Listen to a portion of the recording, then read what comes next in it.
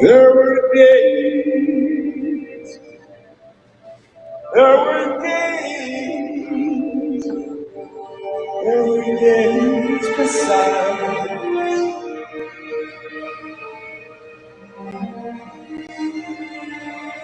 Phantom ships with phantom sails,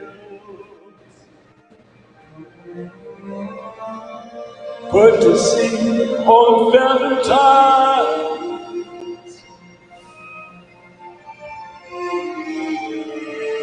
Comes the lightning of the sun,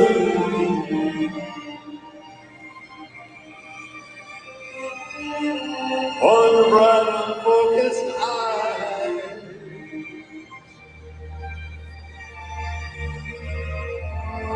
Blue yet another day.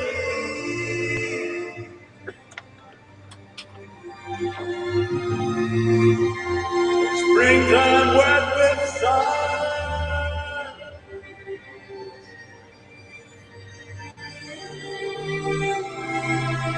A broken linger.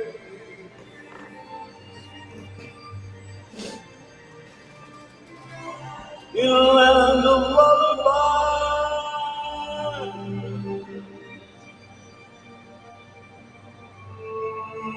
Where endless husband vanish.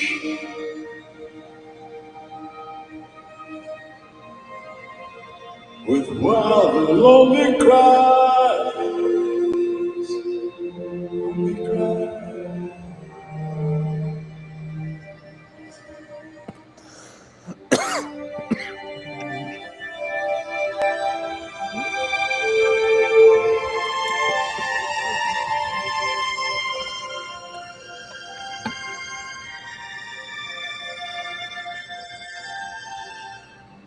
There were days, there were days, there were days I loved.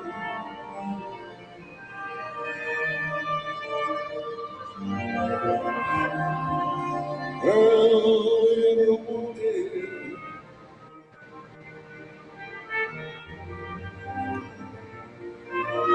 we're still learning love and grow.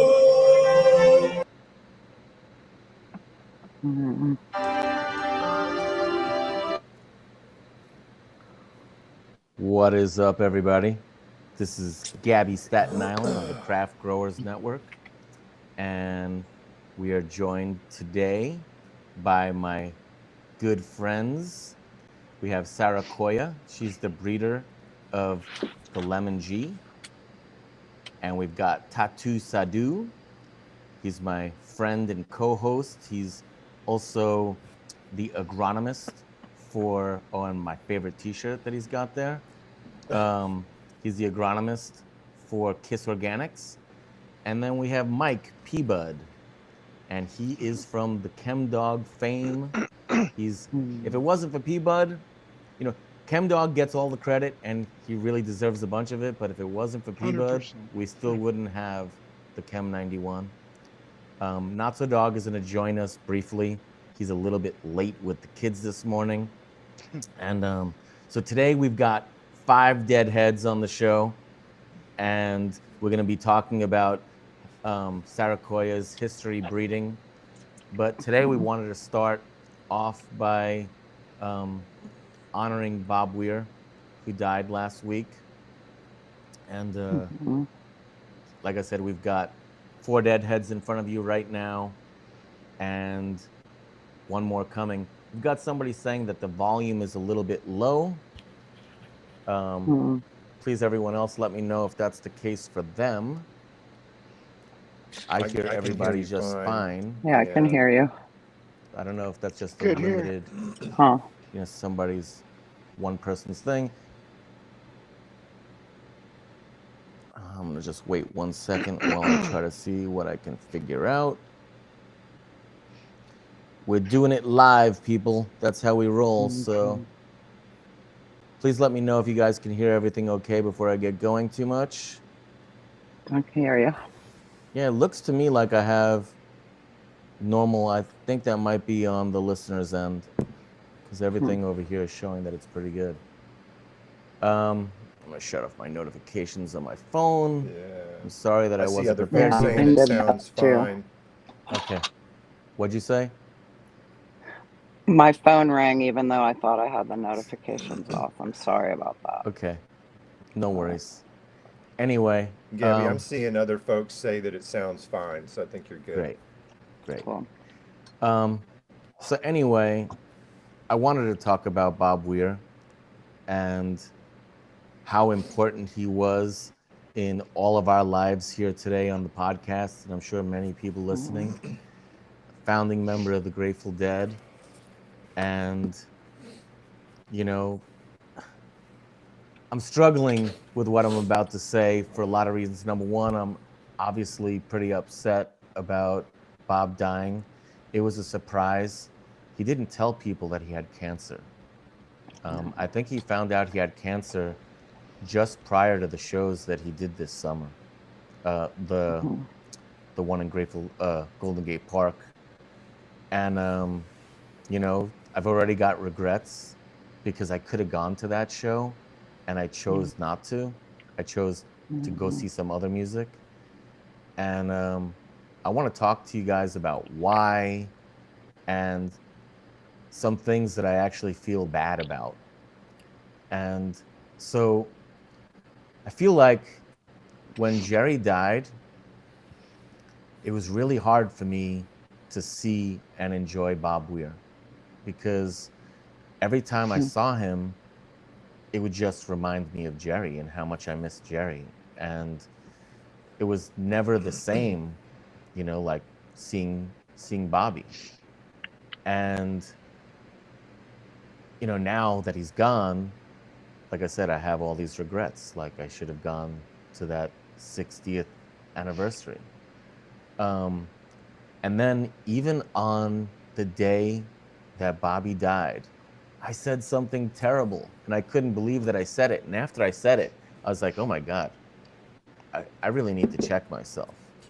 And what I said was, there was no Bobby songs.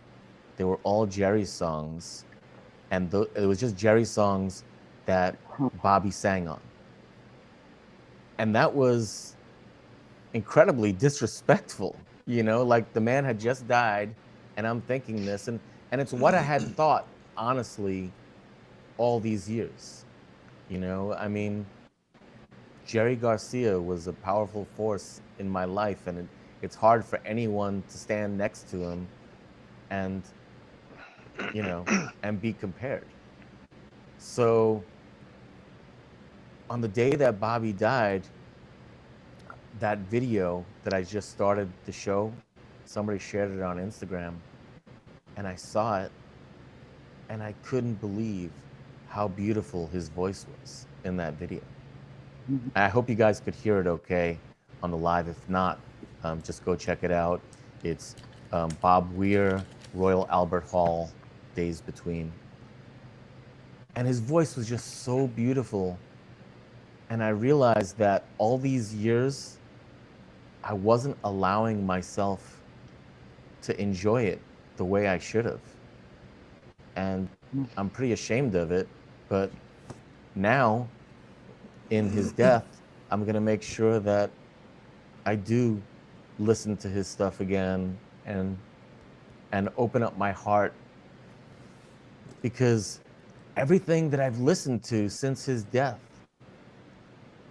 just reminded me again and showed me he was amazing. Not even just good, he was amazing, and he wrote some of the most amazing songs in my life. So let's put aside all the Jerry tunes, right? But if I try to say, okay, let's talk about Estimated Profit. There's not another song by any other artist that comes close. There just isn't, And yeah, Jerry's guitar playing in that song is incredible, but the lyrics and the power of Bobby's vocals in that song are unrivaled by anything I've ever heard anywhere. And so I just want to say to Bobby that I'm sorry that I didn't show him more love when he was around.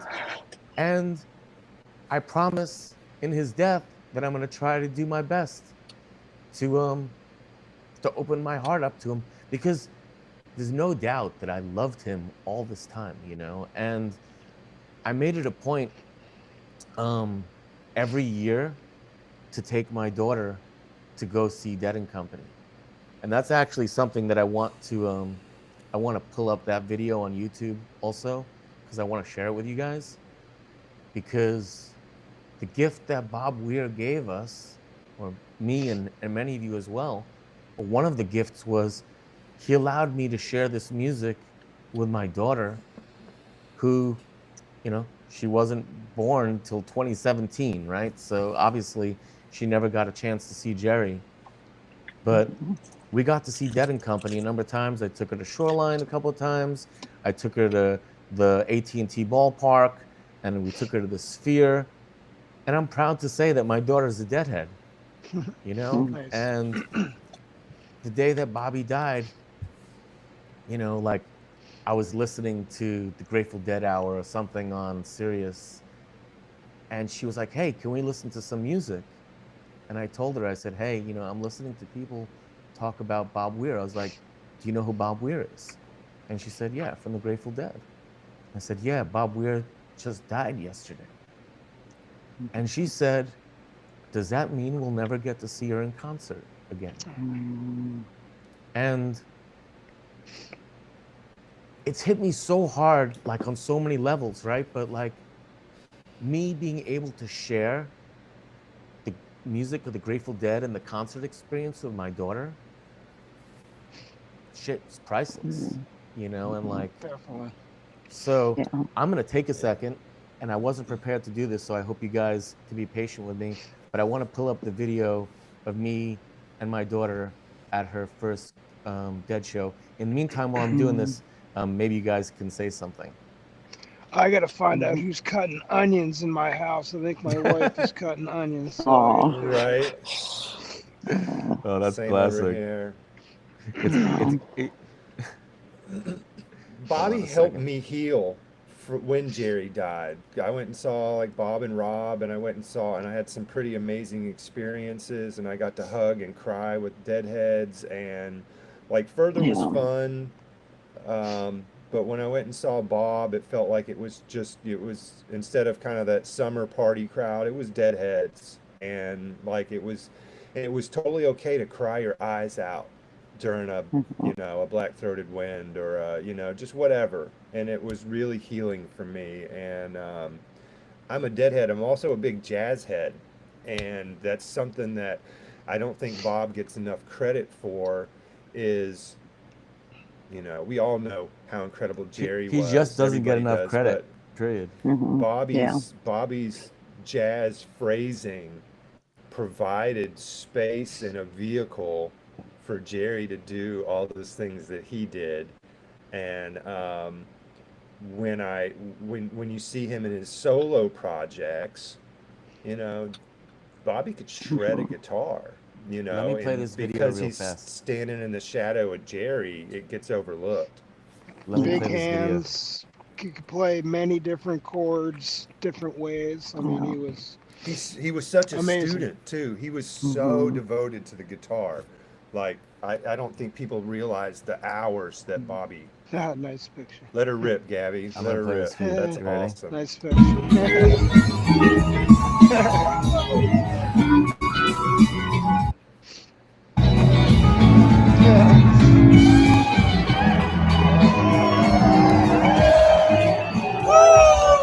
Nice. That's awesome. That's great, Gabby. I've seen this. This is amazing, though. Where is that? Is that the Spear? Shoreline. Shoreline. The dump.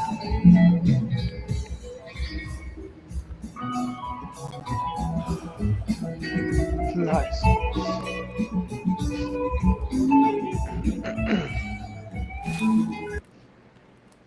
Trisha Heaton. That's awesome. Yeah, I appreciate you guys letting me Look like share a that with yeah, you. looked like a good time for sure. Oh my God, like we have the Yeah. best time, you know? And I mean, I'll say this, my kids go to more concerts than almost any adult that I know. You know, we take them to see a whole bunch of stuff. But now, like thinking about it, there's nothing more special than those moments when, you know, and unfortunately my son never got to go because he's my stepson, and on those weekends he was always with his dad. Something always happened. We always thought he'd get to go in the future, but yeah, those moments that I got to share with my daughter at Dead and Company, you know, like with all the complaints that we had about the tempo and, you know, Bobby's voice, Yeah. there was the most magic memories. And, you know, something that I'd like to say before I turn it over to you guys to give us your thoughts is, you know, I want to compare Bob Weir to the Sour Diesel. And the way I'm going to compare it to the Sour Diesel is, you know, everybody's like, oh, the Sour Diesel's gone, it's lost. Or, you know, it's not what it is, what it's used to be. And that's kind of what I used to say about Bob Weir. Like, so after Jerry's death, you know, seeing Bob Weir, the music progressively got slower and slower tempo.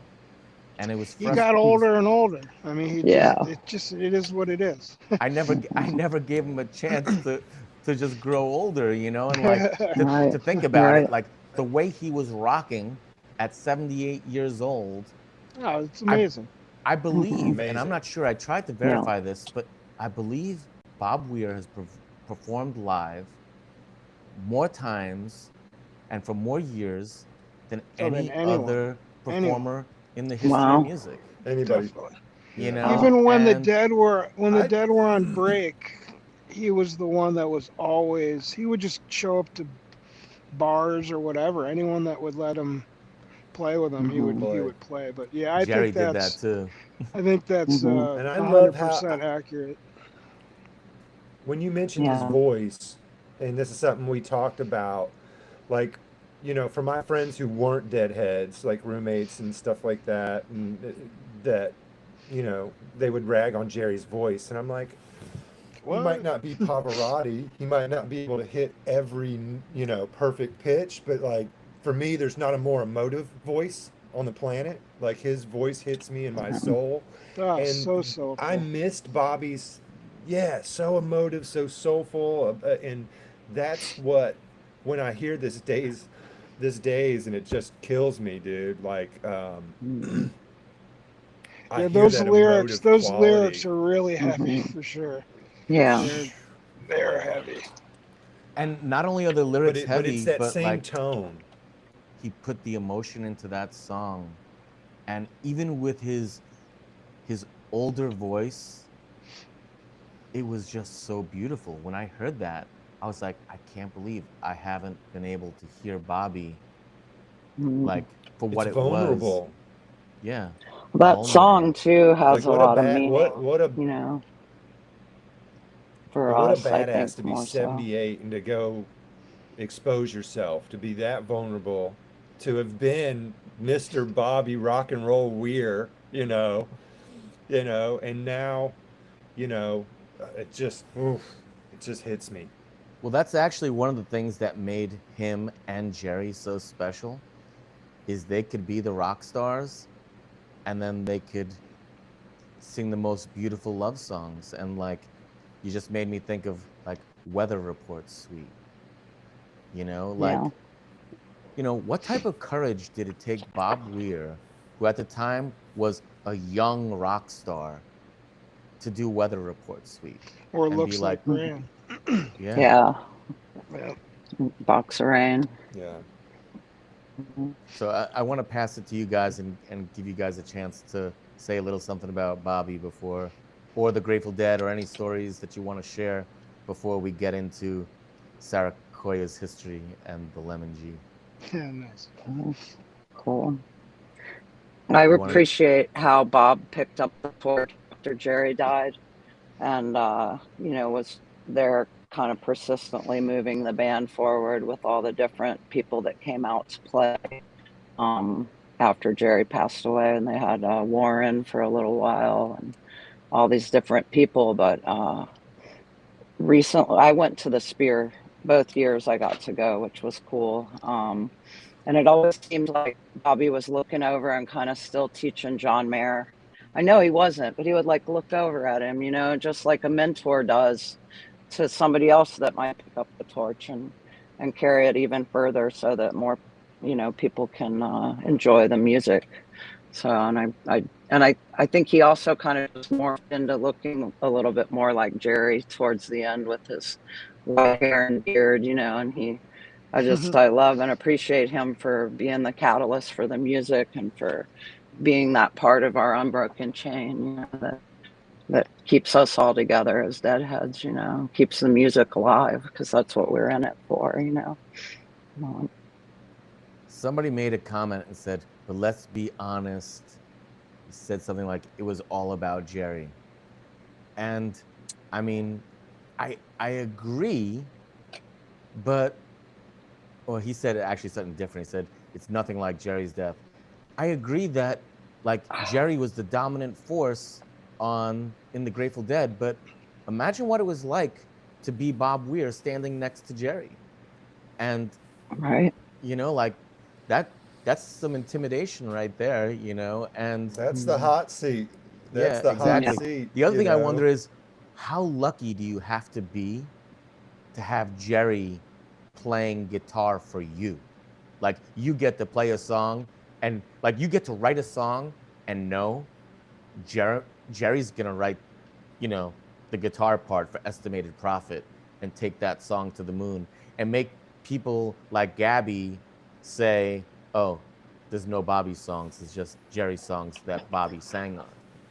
Like, what a teacher. Profit. What a teacher to have Jerry there. There's a great tape where Jerry and Bob and Phil are working. I can't even remember what song it is they're working on, but they're working out a song and you can hear Bobby's having a hard time jumping into it, and he says something like it was Candyman. What I don't understand what part to play, and Jerry kind of snaps on him. He's like, play a fucking rhythm part. How about that? And like really hit Bobby, like zinged him. And so Bobby was the little brother, and he caught a lot of hell, man. And so like he was a lot tougher, I think, than people realize. Bob Weir had to be tough as nails. He was the little brother. They tried to kick him out, He's just, I love Bobby. He was the youthful prankster face of the Grateful Dead, and I just loved him. Yeah, that was on Candyman. Yeah, I'm somebody holding down a good rhythm guitar to allow other people to noodle is like a pretty important part. It's the rhythm and the heartbeat of the band in a lot of ways too, that I don't think he gets credit for as a rhythm guitar player, or like, not playing lead, but like super important so that lead can happen, He was definitely an amazing guitar player that doesn't get credit. A lot of people who can't hear him will say that he's a shitty guitar player, but you had Bruce Hornsby come out and say that he's one of the best rhythm guitar players he's ever heard, and that and a lot of times he'd be playing stuff that was just so different that it was hard for people to. He had a jazz head. He played that sensibility, and so he could play off time and always land back on the one where you'd see other people would just fall apart. But Bobby he was able to do it. It's like his sense of humor. Like Bob marks to his own drum. Bob, and you either get it or you don't. It's like Jerry said about the Dead. It's the licorice analogy. You either, some people love it, some people hate it, but the ones that love it really love it. And I think that Bob Weir, I can't imagine anybody else in Bobby's spot. Like when Jerry died, there was all like You know, who could sit in the Jerry spot? And some Yeah. people were more successful than others, but nobody can sit in the Jerry spot. But who could have sat in the Bobby spot? Who could have like, you know, who would be willing to sit second string and pour their heart out every night, you know, and to have the chops that Bobby had and to put in the study that he did, you know, you could tell to the last day that he was still studying. He was still trying to catch up to Jerry or you know, like he used to go study Yorma, you know, like he just I don't know. I can't imagine anybody but Bobby. Rob Eaton would have done a good job. I don't know if you know him. Yeah. He's Yeah. from Dark Star, and there are people Oh, there are people that are honoring the music right now, and I think we're super lucky. One band that I really like is Grateful Shred. Okay, and you know they're actually one of the reasons why I didn't go to Dead and Company so much, because you could see a band like Grateful Shred for $20, and the whole Dead and Company thing just got out of control, where tickets were like hundreds of dollars, you know, and Yeah. Yeah. that was one thing that I didn't love about it. You know, it was, you I know, loved going and seeing like DSO in a small venue, yeah, you know, as a touch head, as somebody that, you know, only saw the Dead in, you know, coliseums, arenas. I never saw the Dead in a bar. And so to go see DSO, you know, rip off a show with a lot of love and on point was a lot of fun, you know, with your little tight group of friends, you know. That was fun for me after Jerry passed. before those guys, and even while the Grateful Dead were around, we used to see the Zen Tricksters on Long Yeah. Island, and they would play, like we would see them when the Dead weren't on tour, right? And particularly being stuck on the East Coast, you could go for months and months without seeing the Grateful Dead. Yeah. And Mhm. we used to go um,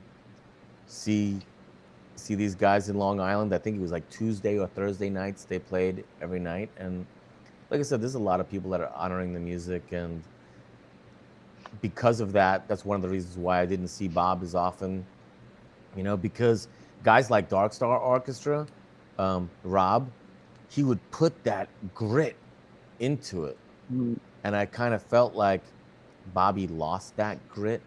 You know, as he got older, it was a little bit harder, or actually, the grit was just different, and I just couldn't hear it. You know, to me, it was just it made me miss the past. Like when I'd go see Bob and he would sing really slow tempo, it just made me just miss the past. But now I'm a little bit more open to it, and when I listen to this stuff and I hear his voice is still really beautiful, and he's using it to the maximum that he can. That days between, I must have listened to that 100 times already, you know, and like the vibrato in his voice and the way he uses the microphone, like he's a professional. You know, Mhm. Bob Weir knew how to perform, Yeah, and over 60 years. yeah, you know, like when you Yeah. Yeah, see, and he would let's have say, known. He would have mhm, known his changes. He would have heard the change in his voice, and I thought that he was really good about not, you know, like I'd love to hear Bobby screaming out, "No, no, no, no," you know, like I'd love to hear that, but he couldn't do Mhm. that, and so he found a place where he could perform, and it was beautiful. So yeah, I feel like he was intelligent, extremely intelligent. I'm sure that he, you know, he was well aware of any changes way before we were, and I Mhm. feel like he was constantly searching for, you know, what's his opportunity? Where can he play? How can he play? You know, because that was always his role, you know, the world's greatest support player, you know. He that was in was it for the Jerry too, team. though, right? Again, can you imagine Jerry playing guitar for you? Like you write a song, and then Jerry's gonna play guitar. Mhm. nope. So Um, Yeah. anyone, Nope. It'd be anyway, pretty awesome. Huh? It'd be does awesome. anyone else have anything they want to say about Bobby, Jerry, Phil, or the Grateful Dead before we move on? And unfortunately for Notsodog, he's not going to get to talk about Bobby. No.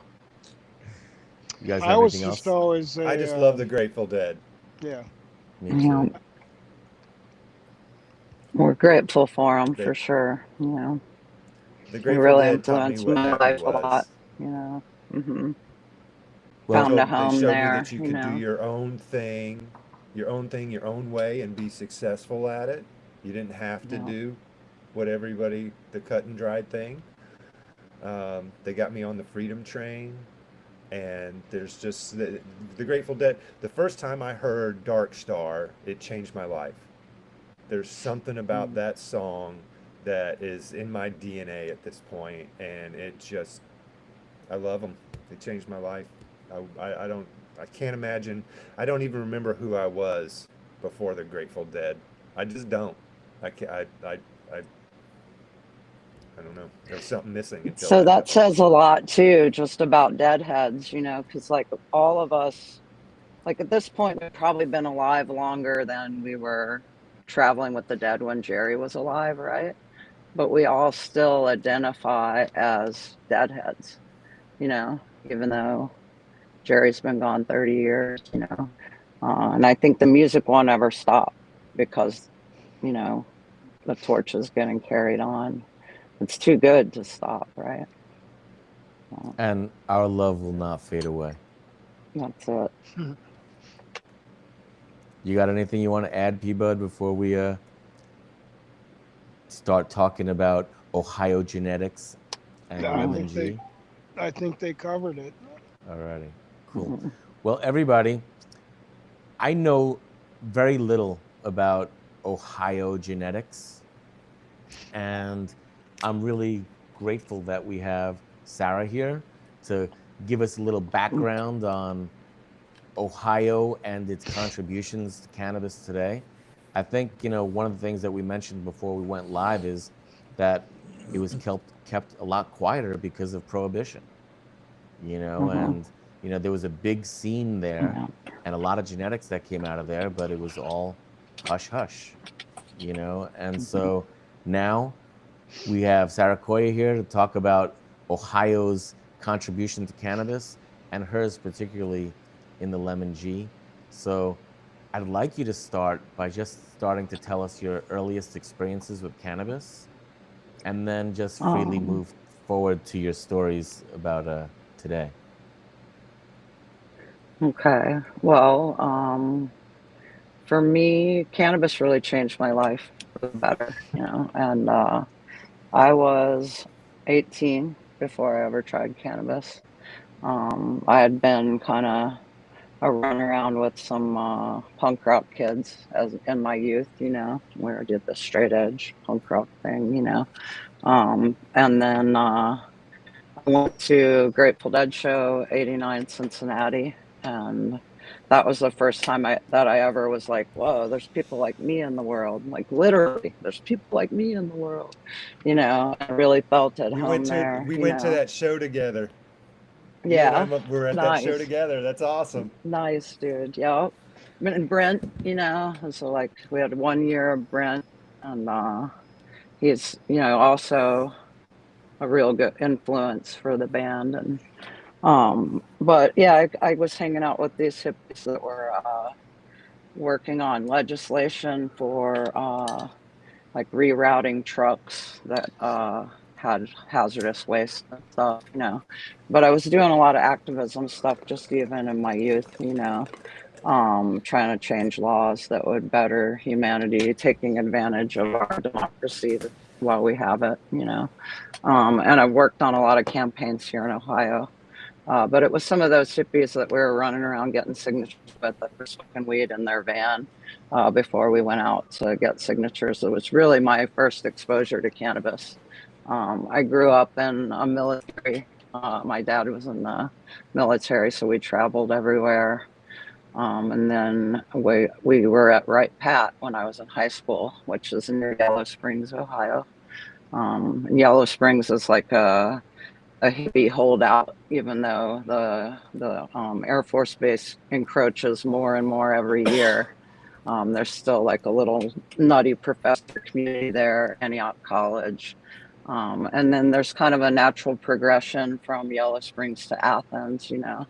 But I had kids and moved to, we were still in Southwest Ohio. I had this little intentional community east of Cincinnati called East Freedom. And that's where I first started growing any cannabis, was when I moved there. And we knew these guys that we were just right over the river from the Maysville, Kentucky area.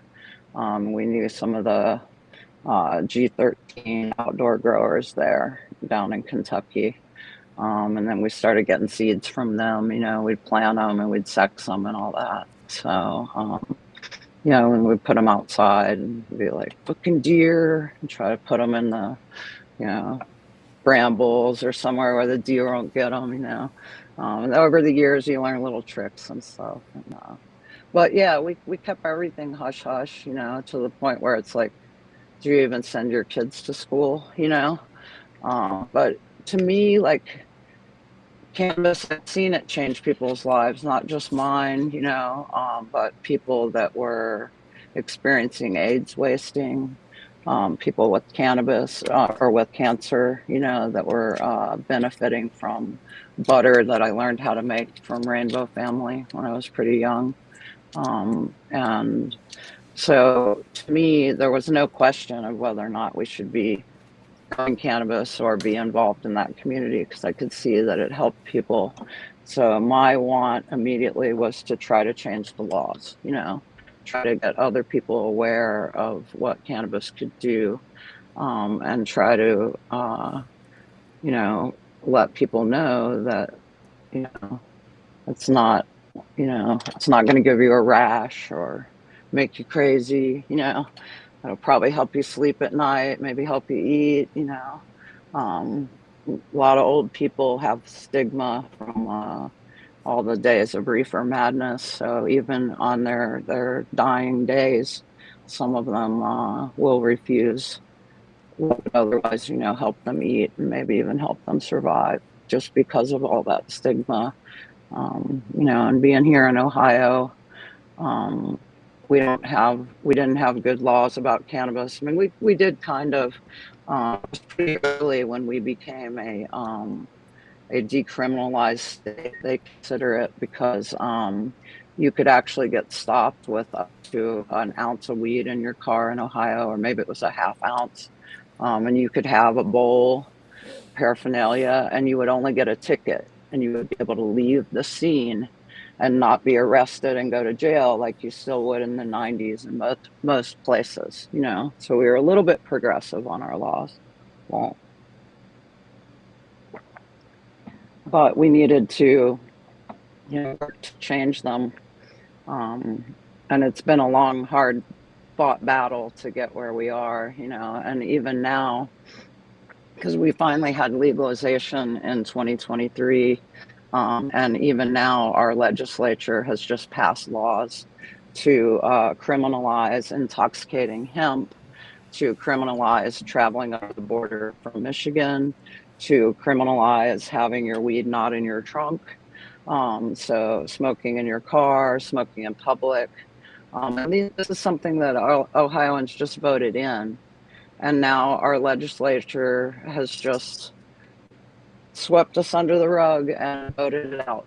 So they passed through the legislature all of these setbacks to our marijuana laws, including our tier 3 grows, which would have been a social equity grow that more people would have access to. They haven't implemented any of them, and they're not going to. You weren't in favor of. So you weren't in favor of Nick Lachey running the entire cannabis. Can you believe it? So I've got we a lot have of more friends and work to family do there here. still. It's wild. Yeah. It's just like, you know, for them to so flagrantly deny us our constitutional right to reform our government is just, it's outrageous. Like, I'm still processing it, I think. I'm just like, really? Now we have to run a referendum to overturn their bullshit law, you know? So that's what we're working on right now, you know. Sitting here in Athens, I'm in kind of a little bubble where we do have our Athens cannabis ordinance, which we passed in 2017. So not only are we no fines, no court cost for cannabis misdemeanor offenses, but we also are lowest law enforcement priority in our city code. So as long as all the other crimes solved, I guess they could come and talk to me about smoking in public or sharing my cannabis or some other dangerous activity, you know, that we might be doing here in Ohio. So yeah, a lot of us were underground for years, you know, and a lot of us kind of still are, especially the older outlaw crew down here, you know. But we gotta push the line. We gotta try to move it forward whenever we can. So we've been doing, you know, meetups and stuff here at our shop and hanging out in our side yard and having adult share events and stuff. And all that is important, you know, that we maintain what we have, you know. So I don't think people realize how active and how you know, we talk about these different regional areas, and you know, obviously California, the West Coast is a big part of the cannabis story, but like you've mentioned Meigs County, and I'd love to hear some Meigs County stories, just because that is legendary. You know, I lived in Ohio for a right, long time, and you know, yeah, people were selling Acapulco Gold as Meigs County right, because you could get more money for it. It's legendary right. herb, and you Hmm. know, if you ever had the opportunity to smoke it and get time warped, it was phenomenal. I haven't seen it since Yeah, 91 maybe. it's it's a unicorn. It's out there somewhere with the original G13. I'm hoping to see that again someday, you know. Every now and again somebody you know, says they have it, but then it's just weed. Hey, I just want to take a quick But second to yeah, interrupt you, Sarah, and introduce you hi to my not buddy so dog. Notsodog. Good morning. Good morning. How's My it school going? district for my teenagers decided to start school an hour late on Wednesdays and Fridays only. Huh. So the 9 a.m. start time was difficult. But Yeah. I was thinking when what you were first talking about, one of the things that makes me a bit sad about legalization is that I wish other states would look at like the positives and negatives that have happened in Colorado and Oregon and California, states that have had years ahead of them, and what Yeah. actually occurred, and sort of like learn from those mistakes and Hmm. implement different things to like mitigate some of that stuff, because it seems to me the same unfortunate story plays out Yeah, it's state after money. state. It's Well, big cannabis, you know? it's not only Like, money, but it's like the stupid thing about it is that like they think that the legal market will maintain the pricing of the illicit market, even though the supply is going to go up a lot. And so then they can base all the fees and taxes and cost of doing business on what that number was when it was dangerous and illegal. And then right. when that number plummets, you know, they don't no, nobody has an answer for oversupply. Nobody has an answer of like how big things should be. And I also think that, you know, I mean, let's be honest here, right? A lot of all of us on this thing right now come from the old world. Hmm. Those skill sets are different than I'm going to run a small business with an immense amount of regulation and layered overhead far beyond what other small businesses, generally speaking, have to deal with. You know, Right. I'm going to have to get approval from 15 different agencies. I'm going to have to this, I'm going to have to do that. And then the rules are going to say, like, I would do this thing where I would go into Mendo, like, and I would go to the supervisors or something, and I would be trying to advocate for something that I knew led to better quality cannabis. Like, don't make this rule or it'll make the cannabis worse. And none of these people have any idea about cannabis because they're a Right. bunch of supervisors or whatever that are in their 50s or Right. 60s or 70s, and Businessmen. they're just like, that's the good part of lobbying. You know, is like the good part of lobbying is people who know the system going in and being like, hey. And I mean, I don't know if you noticed that I have some friends. The other thing I thought, just really quick, and then I'll shut up and let you talk again, is that You're not going to shut up, but it's I okay. don't think that people realize that like Ohio has like 4 or 5 pretty big cities in it, like Boston or bigger. There's a lot of human Yeah. beings in Ohio, right? And Mm-hmm. Ohio doesn't have the greatest weather, right? So Yeah.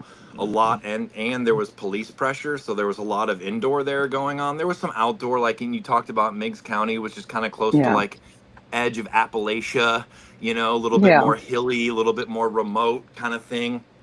Yeah. But there's a lot of weed lore that comes from Ohio, you Mm-hmm. know, whether it's, you Yeah. mentioned, like, it seems like the G13 survived there, the dumpster, the Meigs Yeah. County, the Death Star, there's a Yeah. lot of people who cared about cannabis.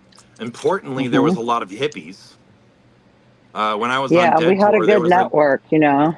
when I was on Dead But Tour, there was an Big enormous amount. universities. When I was on Dead Tour, yeah. there was an enormous amount of Ohio hippies. Yeah. Like Yeah. Ohio There's a was lot of Ohio deadheads, dude. I think our yeah, there network was a is lot. deadhead And strong for and sure. and so Yeah. being deadhead strong, it's not this way anymore, but that used to be the gateway to a lot of growing. You know, you get into Mm-hmm. the dead, you start smoking better weed, you meet some Yeah. growers on tour, you find out one of them lives near you, you start getting a Yeah. little bit more into the scene, you get some dreadlocks, you Mm-hmm. know, it My used to my be. first show was my first show was Buckeye '88, so I can attest to all Well, of that. You know, yeah. Ohio has a bunch of big universities. There's a lot of heads. There's a really strong activist hippie uh, history Yeah. there. You know, For Dead in Ohio. You know, like Yeah. that. It was like a counterculture ground zero. And so, I mean, just like Mm-hmm. Natso just said, there was a lot of people that cared about cannabis. A bunch of heads. the other part of Yeah. that too is that being like, I mean, you can consider Ohio Midwestern or not. I was born and raised in Chicago, which is definitely Midwestern, but I feel Mm-hmm. like when the Dead came to town, if you're a Midwestern kid, you had no idea that there was a roving band of gypsies that were Americans and that there was this different way of life, you Right. know? And so for a lot of us, like, I know that the last time when the show got canceled a little early, we were going to do a little like Bob Weir, like memoriam or something like that, you know, because he had just passed. But for a lot of people my age and older, the Grateful Dead like was the introduction into, it was like the carnival came to town. Weird Yeah. buses and brightly painted stuff and people wearing funny clothes and all this kind of stuff. And then you'd go, and then like everyone liked to smoke weed and they weren't Mm-hmm. judgmental, you know? And so it was sort of like a different, you know, like people that grew up in California or grew up in certain like bubbles have no idea how different that was from normal middle America. Right. And so a lot of us, you know, had to look normal and sort of hide in middle America to get Mm-hmm. away with what they were doing, Yeah. I met a you know? guy a couple years back after we had legalization. We were talking about lemon G and we were talking about the dumpster. And he was Mm-hmm. like, I've met a lot of you Ohio people and you're all full of stories.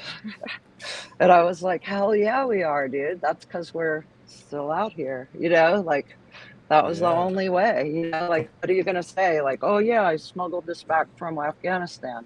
No, I found it in a dumpster, you know? Like, what are you going to say to That is knuckleheads? actually Because Yeah. people the talk, you the know? propensity for Americans to give nicknames to weed And then Yeah.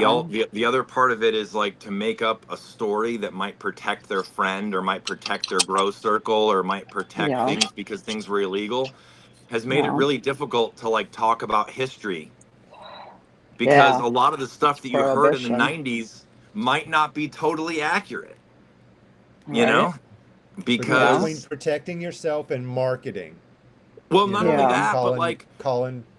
like you're telling someone something like, I mean, take Dead Tour for a second. They would lie, you would think you were in the know and you were getting lied to like crazy because they Yeah. wanted to make sure if you got busted and you decided to rat, you were telling them the wrong info. Storytellers. Yeah, Right. Yeah, exactly. so Yeah. Right. misinformation Mm-hmm. flooding the zone with like the wrong Part of the stuff game. was part of the Mm-hmm. game. You know, Definitely. it was just part of the Definitely. protective layer of keeping people safe. And I don't think people You had realize. to. Yeah, you Yeah. had to. And Yeah. the thing I wanted to, My I said buddy too, had a um, tattoo on his foot. It said "Loose lips sink ships," right? And that's Yeah. where we're at. Yeah. the My twin kids brother from, didn't know I grew for years, so he couldn't Yeah, tell on dude. me No by one. accident. Yeah. Because your friends want to brag on you. oh They want yeah. to. Right. Yeah. So when I grew Yeah. in One of Chicago, them is not going to keep a secret, there was 3 people that I Uh, knew that I grew. And I used to sell all my herb to my best friend. And then I would buy a quarter off him at parties in front of people that's Yeah, funny. smart. Yeah. because that way I That's could it. have it Smart. and all Hmm. these people would know where I got it. Hmm. Oh, he got it from Sean, Yeah. Right on. you know? And People that would was ask kind us of like, about the lemon if I was smoking it at a party, and they'd be like, "Ooh, what is this?" And I would be like, "I don't know." But late '90s, everybody was for sure like not wanting to, not wanting to get discovered. Like oh, well, the because penalties were severe yeah, in yeah, Ohio and Illinois and yeah, Indiana and Michigan, like all the areas that like that, definitely everywhere around us. I they think were it was not, 96 or 97 when we had our decrim law passed, where then you like if you did have a small amount of weed, like not a pound, but if you had like an ounce and or under an ounce on a pipe or whatever, then you could get away from the scene with just a ticket, which was pretty, you know, unusual for states around here at the time. Um, there was several normal lawyers that worked on that got that to happen here, you know. I know I'm But late to the convo, but did I miss the Lemon G lore already? No, not Oh, yet. good. no, we were just talking about Bobby mostly, which is really the tie that binds us in a lot of ways, even a lot of the cannabis community. Um, so, That's what, yeah. I but mean, I yeah, and was, then here in Ohio, like our band, like the weed band in Ohio in the '90s was Acoustic Hookah, right? Which was like a band out of Columbus. Yeah. But the dumpster of all like came up out of the first time I ever saw a dumpster was a hookah show, not a Dead concert. And Those the guys used to the play kids the that South Heidelberg, yeah yeah they and then it were evolved into Hookahville, and yeah yeah, local yeah the color too. Hookavilles. I used to go see Oh them at yeah, the local color Southburg. was a good That one. that Yeah. was those guys could Hmm. rip. Yeah, Yeah. my those are favorite good place to Yeah. times. see a Dead show in the Midwest was Buckeye Lake. Oh yeah, dude. Yeah. Buckeye and Deer Creek, Yeah. unreal. Yeah. Buckeye Deer was Creek the was Love it. really great too. Buckeye But Lake the was, Buckeye Lake, you knew once you parked, you were going to be able to stay there all 3 days, right? yeah. It was like the last Yeah. holdout on the East Well, Coast after you might Bill not Graham it might not be an outlawed camping. option. I'm a Right. little, Yeah, that's You true might not too. be able to leave. Right. You yeah. might be stuck there. I'm a Yeah. little younger. Gabby was going. I mean, you were Here too, we but go with Gabby. the old jokes again. Well, no, Every I show just it comes remember. up. I probably I win I'm just, that. serious. I just remember you telling me that you were touring when they basically canceled most places' ability to camp in the parking lot, Yeah. That's what I and was you had, saying when Bill Graham outlawed camping, right? Yeah. and It you was all of a sudden you had to go to 1989. different campgrounds and Yeah. you had to go off site. Gabby's not much older than me, but he was there when that was still allowed, and I kind of came Right. in right after that had been banned because it had Same. caused too many Yeah. problems, you Hmm. know, type of thing. And but yeah, And Buckeye Lake. then banning it caused all sorts of other problems. Right. kinds of Yeah. Like, problems. whoa, now Yeah. I got to drive this bus out of here. Where are you One gonna story put that I've it? told before, Yeah. but I want to mention it is, since Natsu said this. So in 1989, they stopped allowing camping in the parking lot, and to try to stop this, they had security being super uptight. Like immediately after the show, they were trying to get you into your car and go. And this is one of my favorite stories to tell. So I'm sorry for those of you that have heard it already. But so this was 10/16/89, Bob Weir's birthday. Okay. It was the first time they played Dark Star after the Warlock show. And me and my friends, we all went to that show together. We all were otherworldly. You know, Okay. we went to other places that night. And after the show, we make it back to the car. And as soon as we get there, the security's like, "You got to get in your car. You got to get the fuck out of here right now. You can't stay here." They were so uptight. And my friend Gary looks at the security guard. And Gary, he was a drinker, okay? But he was drinking and he had consumed other substances that night, okay? And he says to the security guard, he says, "Man, I'm so high right now. There's nothing you could do to get me down." Security guard looks him straight in the face and says, "One punch, I'll get you down." And it's funny now, right? No. But we all got in the car completely Yeah. fucked up because we're scared that this guy's gonna hurt us. And then those were the shows where they killed Adam Katz. Oh, I remember Okay. that. Exactly. Okay, it was those same shows that they Wow. killed a deadhead and he was found in the high grass. Yeah. So yeah, when they stopped the camping, that caused some problems. Yeah. Wow. I sort of feel like, even though it was before my time, that it was like the growing popularity and people not knowing what to do with a bunch of counterculture people. And so, like, the Dead got banned from Red Rocks, and then they got banned Yeah. from Alpine Valley. And then people, they wanted the Deadheads money, you know, because we traveled and we Right. spent a lot and we got hotels and food and tickets and all these things. But they were trying to control the uncontrollable and add just layers and layers of rules. And that transitionary period wasn't, you know, I mean, I've thought for a long time, because I went to all the summer shows in '95. I'm not exactly sure what they would have done if Jerry hadn't died, because It was like next door. well, because you guys were talking about Deer Creek. At Deer Yeah. Creek, Yeah. they ripped down the fencing. I was and, at and those riots. Yeah, I was they at ripped them down- I too. was The at those gate riots, and it crashers. was terrifying. Yeah, it yeah, was they terrifying. they It was canceled bad. the shows. There was the Mhm. there was the campsite in outside of St. Louis or Yeah, whatever, I where was like there too at the farm. Collapsed. where the Yeah, the deck farm that collapsed. fell. Because Yeah. there was that, and there was, I mean, The it was guy just was kind of threatening like, Jerry's life. Remember I that? Because remember his I daughter was on tour and they were playing with the lights up. Yeah. I remember, because Yeah.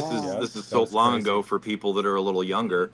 When we were driving up to the first set of shows for that summer, which was at Highgate, Vermont, we had classic rock on the radio, because you listened to the radio when you were in the car. That was kind of your choice, unless you had and they were talking about how there was like roughly 100,000 tickets for the show, and there were 250,000 people showed up to start the tour.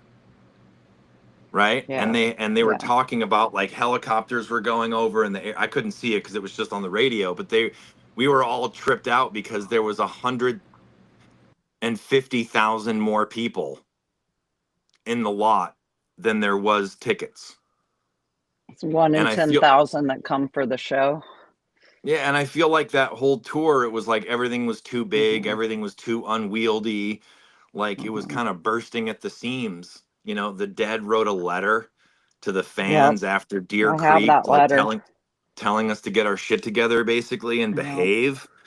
Yeah. And there was a lot of so it's like, I mean, he passed, but I think changes would have like, it was getting to be like this like incredibly unwieldy thing, you Yeah. know. It was out of control. And I Yeah, think too, it some of was. it was out of control because it was the coolest thing ongoing, and it was so different than normal American Right. life. The more and more people that Yeah. discovered it existed, Mm, it just drew them to it, yeah. Well, you and then know. there was like the weird vendors with their like racks of plastic tie-dyed swimsuits and shit, that just didn't belong there at all. But we're like, oh, money, let me go sell cotton candy or whatever the hell I sell on the street, So they were there too, and they weren't really there for the love, that we were there for. I don't know. It was just there was a Yeah, lot happening. It was getting too big for that's humanity. controllableness. Yeah, You know, I mean, yeah. I would Here love in to our say that. The capitalist see once system, the see yeah. The one thing I'm a touch head, so I'm part of the problem. We're all touch heads, I so think, we're yeah, all part of we the, all are you here. know, But Yeah. but one thing I'll it's say, but why wouldn't you want to go? Who Right. wouldn't want to do Right. that? Like, Right.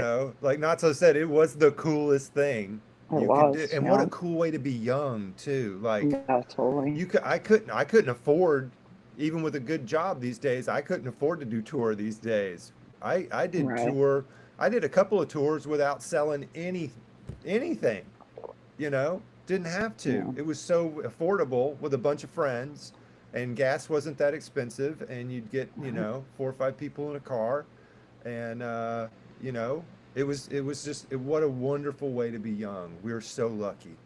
I Yeah. mean, We in were. general, the '90s, looking back on it, were a phenomenal decade.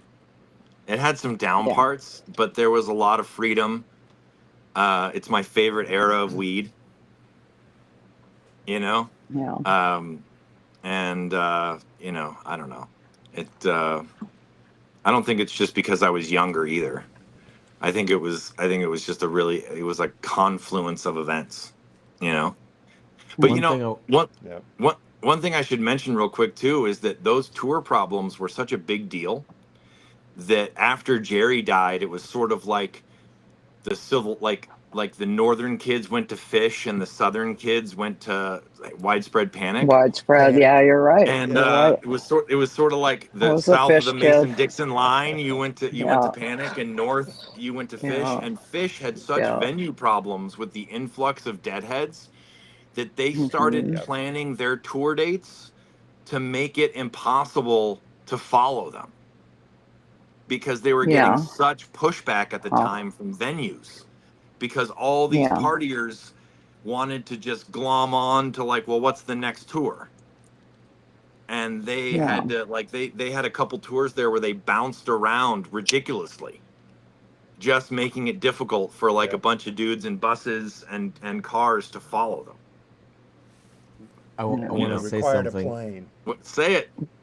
So you were talking about how crazy, and you're still talking about how crazy the Grateful Dead scene happened, and that was one of the reasons why I moved to California.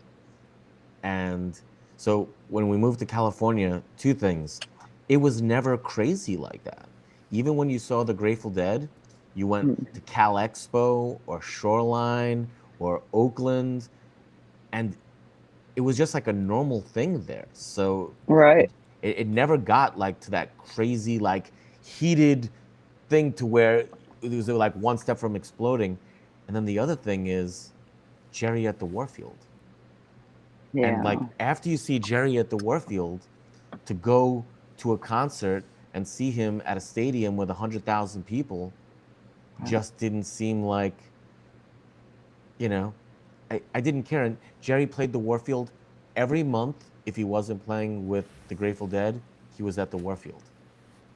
And so, yeah, I honestly, I didn't experience all that much of that craziness. I did summer tour in 89, 90, and 91, and then I was done with it, I So, mean, I will say California had a lot more experience with hordes of Right. hippies Yeah. than a lot of these other places we're describing. They had already had their clashes and their battles and their Well, stuff, and they had rock med. and they Yep. understood that like some naked tripping hippie probably just needed to be calmly contained and not wasn't Yeah. a threat. So they had a lot more like harm reduction and understanding of the idea than maybe like Mm-hmm. New Jersey or Ohio or Right. Yeah. Chicago, Well, you know, or Shoreline, something. they had like Grateful Dead shirts. Their staff always had like, Welcoming Deadhead shirts and stuff, you know.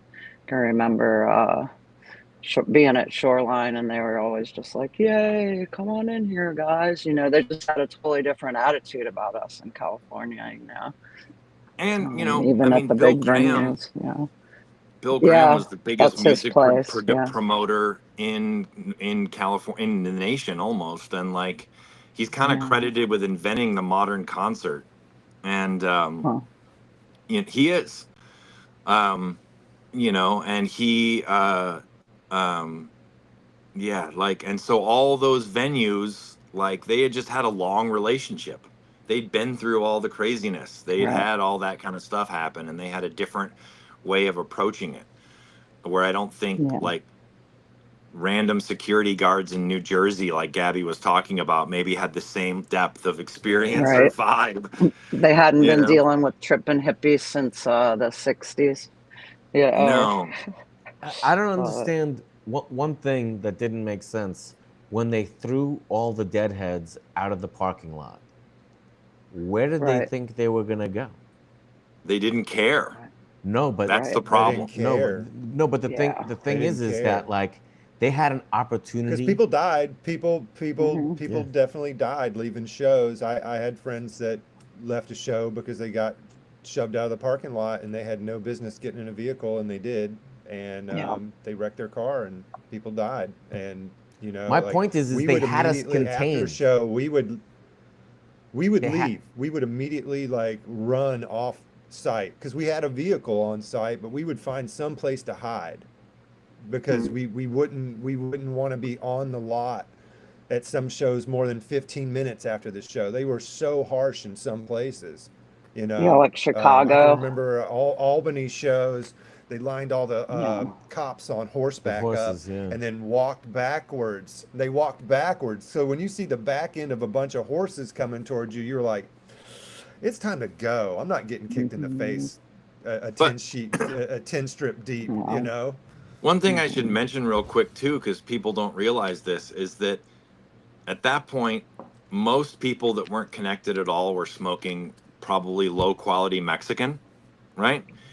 And Yeah. Brick. people had to figure out a way to survive on Dead Tour. And some people made food, some people did other things, some people sold clothes. But there was a decent amount of people that would be like, you know, I'm going to go on this 6 week run and I'm going to bring 3 pounds with me. And I'm just going to dish it out in the lot or at the campsites. Hmm. And so for a lot of people, okay, when I was Yeah. younger, there was 2 places I reliably knew I could get dank or kind bud. I could go to Holland Right. or I could go to a Dead show. Right. And if I went to a Dead show and I talked to enough people, I would find some dank. And that dank could Yeah. be from Florida, Louisiana, Ohio, Maine. There was deadheads from all over. And so they might bring the little supply with them and just dish it out when Yeah. they were on their little run. And so the amount of stuff that you might bump into or make friends with someone that had in their pocket, that's where a lot of these legends were born, Yeah. you know, because the dumpster, this, that, Yep. whatever, there wasn't the internet back then. There was no way for people to Right. communicate. You bought a sack of it on the lot or like Hmm. out of the back of somebody's park, you know, somebody's trunk, like, you know, like at a Yeah. campground or something. And then Yep. they told you a Yeah. little That's story true. of the lore. And then you went Mm. back with your eighth and you told your buddies about, Yeah. like, dude, this weed was like, this guy got It's this busted and like this bubblegum. plant got Yeah. thrown in the dumpster and this other dude saved it from the dumpster and look at how good it is. Yeah. And then you'd be like, oh You just man, I found wonder it what on the it is, ground. you know? And they're like, I don't know, it's just the dumpster, you know, that's all I Yeah. know, you know, but it's fire, let's try it. And that That's Yep. kind all of they stuff know. Yep. went on and on and on over and over again in terms of Yeah. like getting more people into weed. Is like Hmm. you could go to a Dead Yep. show and smoke much, much better weed, Yeah. typically. Maybe Yeah. in California, Yeah. California was different. I know the West Coast was Right. If different. you I'm were speaking. in San Francisco, you could find weed on the street in the Yeah, 90s, you know. I'm just saying, You as a pay like Midwestern $20 person, for a East bud. Coasters, Midwesterners, generally speaking, like probably the most diverse place for kind bud then was a dead show, a dead lot, a Yeah. dead Yep. campground. You Shakedown. know, Yeah. Just get me to Shakedown. I can get everything I need. I'll find I can tickets. I'll figure it find out. weed. Yeah. I'll find my friends. Everything's there. Yeah. Well, And Yeah. so that kind, huh? one thing I wanted to say before we get back to the Ohio story is they had us contained. If they let us stay, like, I mean, obviously, you know, I mean, like, if a cop is thinking intelligently, let's keep them all here. We can fucking round them up, you know? Instead, you let them disperse, and now they're causing problems everywhere, you know? Just let them Everywhere. fucking stay in the parking lot tonight. Tomorrow, they're gonna be gone, you know? And No, there was instead, no they said, plan. you They can't just stay in the wanted parking us. lot. So everybody went Right. into town and wreaked Right. havoc in town. We would have just stayed in Well, the it'd be parking like wanted lot. 2 us or out of 3 there and day just out of their runs, way. you know. Yeah. But But by even then we still, would be like all moved in, you know, 2 or 3 days in the parking lot. That was what we were talking about with Buckeye Lake earlier. You know, it was that one last holdout where you could get in there and just like bring all your stuff and camp and not be forced out at night. You know, but that was what Yeah. was the bummer. Like we'd all have to go out and then come back in again and reform our shakedown street, you know, find that guy with the tall That was van. Oh, there we that was are over actually there, you know. like one of the Yeah. wildest things is I just remember because I'm from Chicago, but I remember the first time I went to MSG, right? Yeah. And I walked out. Let's say I walked out elevated, okay? And you're just in New York, Right. you know? And Yeah. so you've just been like Hmm. basically like in hippie church for 3 hours and all that different stuff, you know? And then Yeah. you walk out and there's like a giant line of cops and you're just like in New York and you're like, Yeah. oh man, this is like, it was very, so like at Yeah. least the summer tour, there was like a lot scene and there was like a transition from the show. Like you were still surrounded by your people, you know? Yeah. I mean, I remember like going to RFK and like the cops basically trying to Yeah. funnel everyone in one direction because every other direction was ghetto and death. And they were like, Hmm. no, you can't go Right. that way. No, you're definitely not getting lost over there. You'll be Right. go this way. But like when you Yeah. were like doing like all the spring or the fall stuff where they was in closed venues, you know, many times you're in civilization, obviously, but nothing is quite like walking outside of MSG, I don't think. nothing. Because you're just Yeah. like right there. It's like you're just so Yeah. in the middle of you're like it's such a it's like It's like such a Grand Central contrast Station. from where you Yeah, just it's Penn were. Station, but the same. Yeah, And Yeah. it's downtown, everything. downtown Mhm. Manhattan. It's all the bangers. It's all the street hustlers. It's like, and if you come Yeah. out The spun, lights. you do feel. I always felt like a gazelle in front of a bunch of leopards. I was just like, yeah. I need to get someplace, man. Like I need to Yeah. get someplace safe. You just heard one more Saturday night, and the crowd was cheering Yeah. and everything like that, and you're surrounded by safety, and then you walk out, and it's like there's a whole bunch of cops Bro. and lights Yeah. and city, and you're just like, oh man, where am Yeah. I? We're not in Kansas Yeah. anymore. Yeah. Alrighty, let's Mhm. get back to Ohio stories. Ohio. Huh. So Some lemon yeah, G. so 90s Ohio weed, one of them that we had was that old G13, right? And the G13 was not like any other weed. It really was not. It was like golf balls, you know? It was like hard, rock hard weed. It would never quite, the flowers wouldn't really like connect, you know, except the main cola at the top. But it was like there was almost no trim, you know. It would have like a kind of a thicker stalk, like Bubba Kush or something, you know, like a thin or thick but a hollow stalk. And it stayed kind of shorter. It was like dark green, you know. So a lot of people grew it outside because it didn't really like bugs didn't like it as much, you know. Things weren't as interested in it, you know. Um, it was mold resistant, you know. So we had that around, and if anybody out there knows where it is, I would love to see it again. I'm just putting that out there because people right after legalization, these guys popped up with what they said was G13, and it really was more of it wasn't the same G13 that I'm looking for, but other people down here in the Megs and Athens area that used to grow it remember the herb that I'm talking about, So I would like to find that again because that is the male that pollinated our skunk misty crop that we were growing. And this was really like 2000. It wasn't really the 90s anymore, but we used to grow the misty, which is a really beautiful flower. She's real pillowy, kind of like the dumpster was, but like real big bracts Misty had. And my friend had come around and he had this weed he was calling the skunk Misty. And for a long time, I just thought that he had crossed the skunk with the Misty. But now I know that there was a skunk Misty. So that's, as far as I know, what the mom was. So it was My not like a friend skunk Misty actually made in Ohio. wanted me to ask you about that because he thought that Yeah. there was some skunk misty that was incorrectly called G30 or lemon G, Yeah. or that there was some relation Yeah. or there was a pheno Right.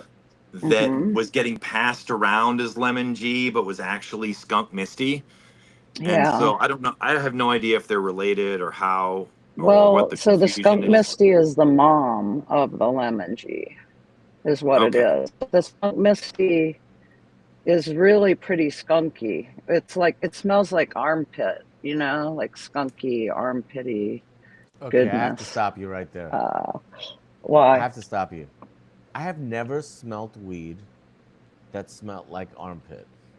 Really? And people, really, and I people, have. this comes up often. People be like, yeah, so that weed smells like body odor. And I'm just like, Summer tour. I've never Like smelt, skunk, has a but little bit skunk of an doesn't smell like armpit. body odor. Well, no, but it's still like kind of Skunk rank, doesn't even smell like skunk, Well, but I like mean, Well, when there's people say that, because I've never smelt fresh herb that I thought smelt bad. Maybe oh there's man. some that you like more than others, but like body odor is a foul smell. I Like, feel like there's smells in herb that are only pleasant because they're herb. And Yeah, if a exactly. human or other Yeah. people smelled like that, you wouldn't like it at all. But for some Yeah. reason, when your flower smells like that, it's dank and you're kind of excited. But you would not Yeah. be excited I've if got your a, buddy. okay, but It's body the odor, terps. armpit? Yeah, like armpit. Come I I've don't got, on. know, I've like got a, Okay, I've got a cut. so misty. hold I've got on. a cut that my friend says smells like sickly sweet diarrhea in a good Oh, way, and so that speaks to what Natso's saying. There's these Yeah. smells Yeah. that normally we would probably find offensive, but in Yeah, I've gotten cannabis, that there's puke smell something from weed. special about it. It's I mean, like a lot of stinky times, like, cheese puke smell. yeah, halitosis, bad breath, weird, Yeah. off-putting, dead body. Like and what I think is interesting about all this is I think humans are so visual, right? That I can say periwinkle and everybody can go look up what periwinkle looks like and we all have a frame of reference. But we don't really have a frame of reference for many smells. So we try to Right. relate it to things like, oh, this smells like pencil shavings. Oh, Yeah. there's certain things like, oh, this smells like oranges, which is universal enough that it comes across, Right. right? So we don't know how Well, and to smell describe. is such an important smell as far as how it relates with like memory and those things with the brain is Mm-hmm. incredibly impactful. And so Mm-hmm. we're able, like where we might not have the vocabulary for what we're smelling necessarily, that we really can pare it down to find things like pencil shavings and these, you Yeah. know, um, But that's what I more mean is I esoteric people. always kind try of to things. describe the smell of the original G13 And my brain always says rubber, but it's not like tire rubber. It's like rubbery. I don't know. My Uh, buddy who you used to know. grow the original G13, who's from Ohio, still lives there. Yeah. He Yeah. told me that it was dense, kind of Yeah. ugly by modern standards, didn't Yeah. taste the greatest, but was very potent and Yeah. worked really well, especially compared to other things at the time. It You had know? like a earthy flavor, but it had like a rubbery Yeah. flavor too. Like, I don't know how else to describe it. I Some had of it up the until 98. seeds, yeah, so you know what I'm talking about. I had to cut, Yeah. yeah, I had to cut until 98 and then Yeah. moved out of state and wish I A still lot had of it. people let it go because it wasn't that it was a bad yielder, because the buds were so dense that it still yielded a lot, but it's like bag, Appeal was look low. was not, yeah, because it was It all looked like like real a small, hard rock it looked like a short nuggets. sack. Right, One of yeah, the but it really wasn't because it was so dense. But that's just how that herb was, yeah.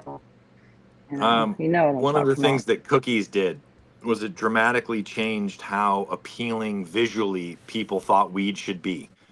Hmm. And a lot of nice weed Right. kind of got pushed to the wayside because it wasn't physically attractive enough. You Right. know? Yeah.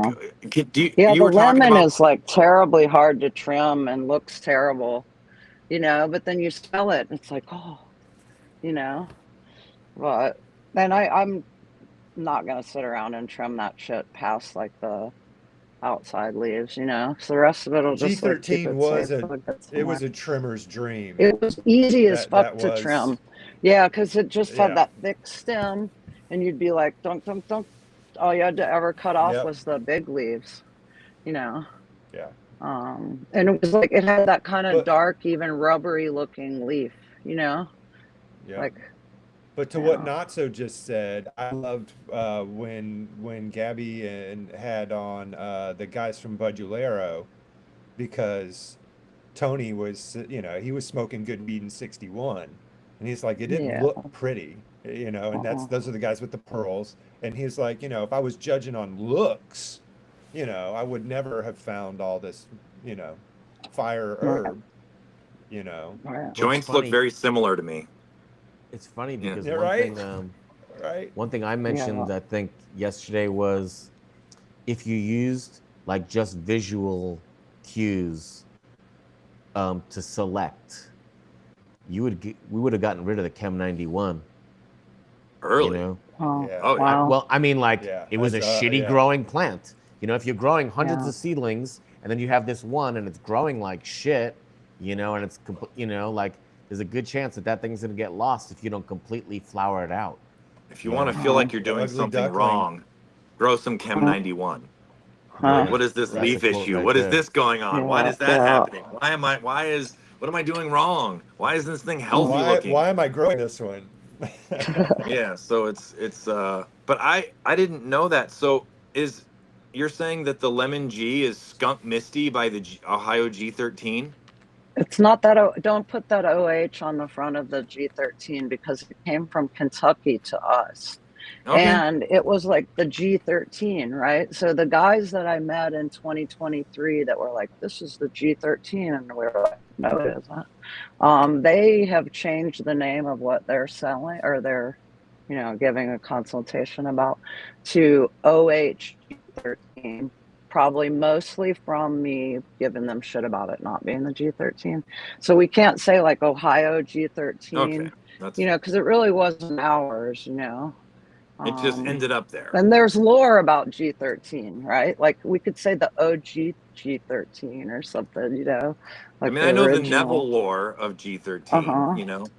Which is that they smuggled it out of or they got it Neville's from the story government is that weed. he went to the States in Uh-huh. the late 80s, and Uh-huh. Jorge Cervantes hooked him up with Yeah. friends, and he ended up buying the G13 clone, the hash plant clone, and maybe one or two other things, and he ended up smuggling those back to Holland to breed with. Yeah. And he ended up smuggling those back to Holland to breed with. And maybe one or two other things, and he ended up smuggling those back to Holland to breed with. And maybe one or two other things, and he ended up smuggling those back to Holland to breed with. But the Right story on. of like all that stuff that Neville had in his catalog and later in Sensi that was G13 or hash plant based came from this Yeah. trip that he went to the Pacific Northwest, met up with Jorge and Washington. Yeah. Washington, Northern Oregon, that kind of Hmm. thing. And he introduced him to growers and they ended up hooking him up and he took it back.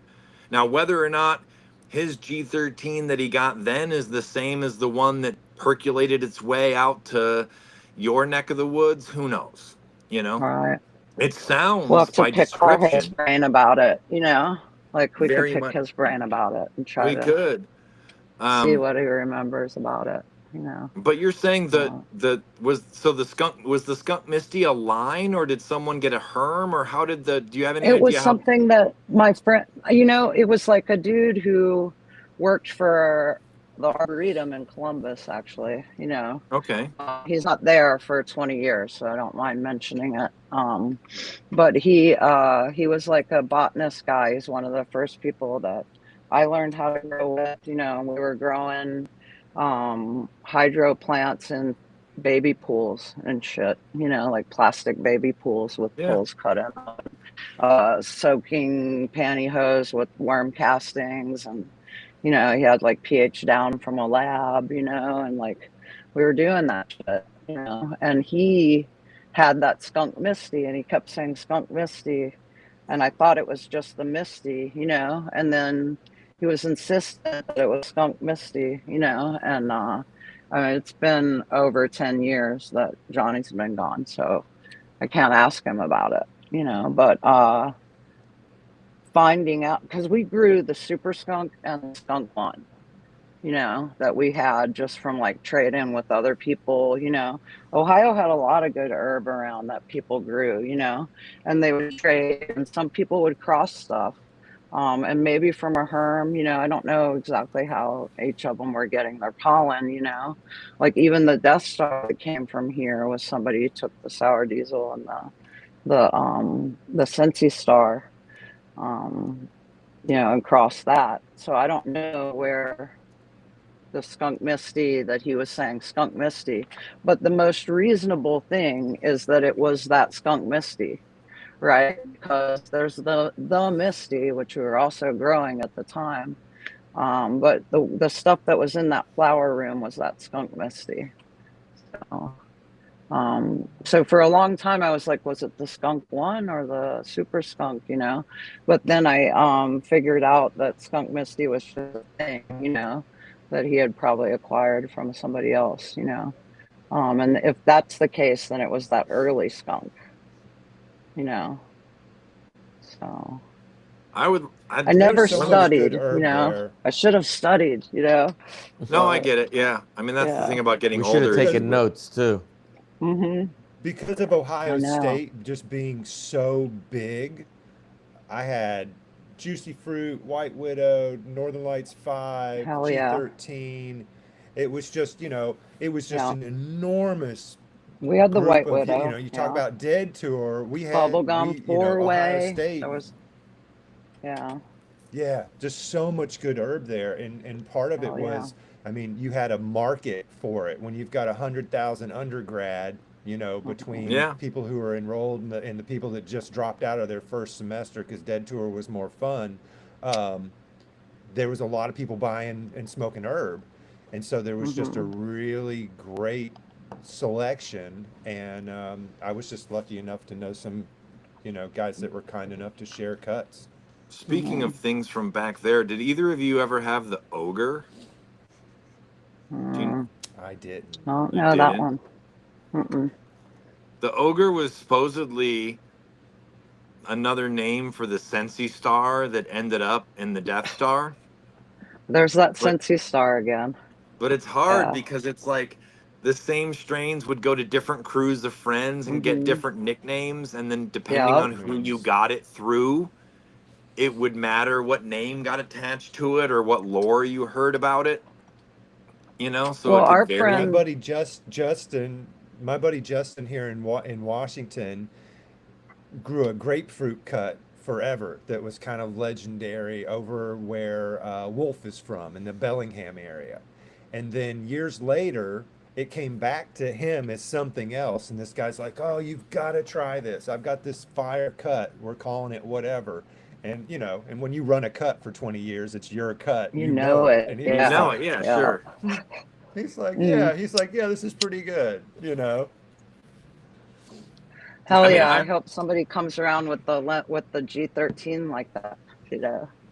But Yeah, it that'd be was cool awesome. since legalization. I've seen the dumpster again, and it's like legit the dumpster, you know, and I hadn't seen that in a lot of years before, you know, because a few of us like kind of ventured out of the closet. We're like, what's going on out there, you know?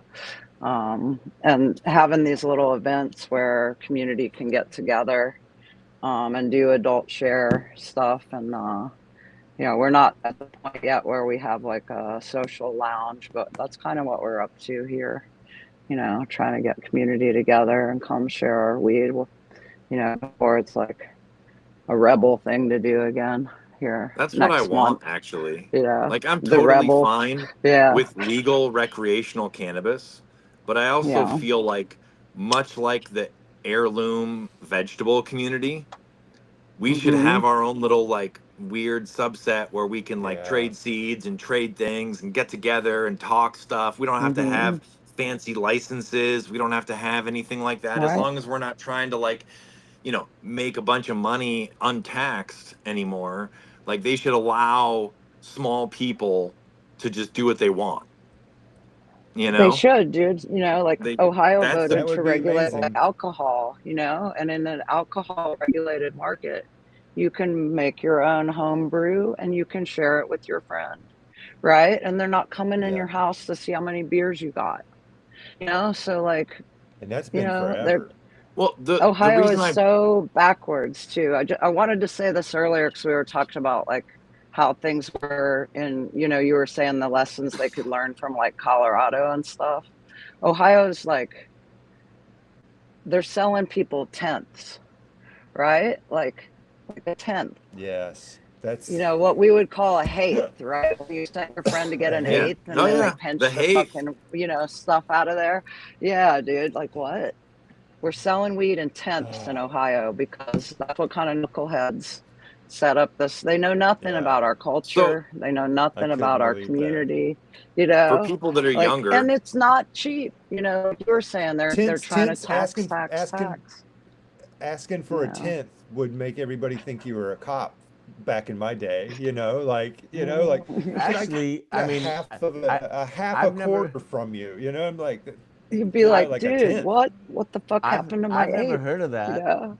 I never Yeah, heard of that's what that. we do here in That's a dime Ohio. bag. We call But those dime but you know bags. what? Yeah, we call those Yeah. Hey, dime honestly, bags. honestly, I think it's cool. I You mean, know, I mean, the reason I why I think it's lost my cool thing. is at least you know what the fuck it is. Yeah. You know, and like Yeah. back in the day, a eighth could mean anything. Like if we could get away with it being Right. half an eighth, it was half an eighth. Just you know, everybody really liked fluffy weed because you know Right. the eighths would look bigger and they'd be smaller. Yeah. You know, So That's for why people maybe that they are stopped growing for G13 people that are too, you know. a little young for that reference, a Haith was, if you went to Haight Street in San Francisco, you could bump into a hippie that had weed on him, right? Yeah. And what they would do is they would get an ounce, which supposedly should be 8/8, but they would often make it 10 or 11/8, Yeah. so they could sell 8/8, pay back the guy they got it from, have some weed in their pocket, and get a burrito. Yeah. And so you could go and walk up and down Haight Street and find a Haith, and that Haith could be anywhere from 1.5 grams to 2.5 grams to maybe a 2.75 grams if you were really lucky, but it wasn't an eighth. It didn't weigh Right. an eighth. Ohio it's 2.83. So we called it a Haith because Yeah. that was the random hippie street measurement, and it depended on the generosity Yeah. of the person you met when you were walking up and down the street, you know. I just Yeah. wanted, because fantastic. And we learn something Yeah, it's every day ridiculous. on the Craft Growers Network. Now we know what a tenth is. what a tenth Yeah, is. right. A tenth of an But ounce. Yeah. the 2.83. the reason when you were bringing up Ohio, the reason why I brought up the heirlooms, like the heirloom seeds for veggies and fruits and stuff, is Uh-huh. because that was a movement that was like unpopular and basically underground, just enthusiasts that existed for decades. And they kept all these cool strains alive, Right. sharing and trading amongst each other when they Right. essentially had, outside of farmers markets, like no commercial value. You couldn't find them in any big grocery store. They didn't it changed. Now you can get some heirloom veggies where you couldn't before. But that wouldn't have been possible if the heirloom veggie movement didn't exist. And I Right. think that cannabis needs something like that. They need an underground Mhm. movement that can be legal, that can just be enthusiasts. It doesn't have to be popular. It doesn't have to make money. It doesn't have to be purple candy gas. Maybe it Right. won't be popular for 8 or 10 or 15 years before people are like, oh, wow, you know, but it won't be there unless there's this group that's allowed to pursue their little passion. Right. You know, I mean, Baker Seat, all the different little groups and stuff like that that kept like organic stuff alive. You Mhm. know, when in the 90s, when you learned about organic on Dead Tour, it was basically like one step away from gay.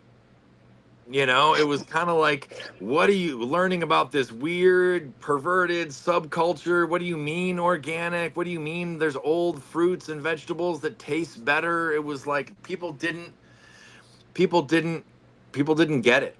And then it was like the more people that tried it, they were like, man, this is a better tomato. Yeah. And what happened in California is that the margins are so tight with a lot of the legal stuff that a whole Mhm. bunch of previously available things are getting pushed to the wayside Yeah. because they're not financially viable in the moment.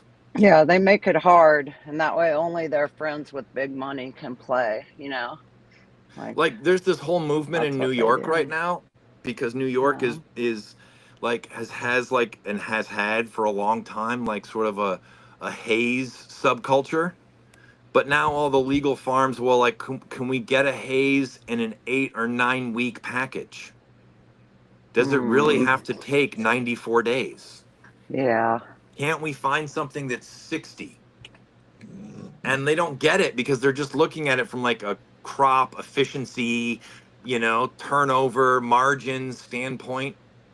But Right. legalization, in a way, can be dangerous to diversity because if it allows all the Big little time. people to get smushed, a lot of their seed Mm. collections, a lot of their clone collections, a lot of the stuff that they've been carefully hoarding, like you were just Mhm. talking, you're hoping that there's some random older person in Ohio that's still sitting on the G13 that them and their friends I have been know they smoking it. exist.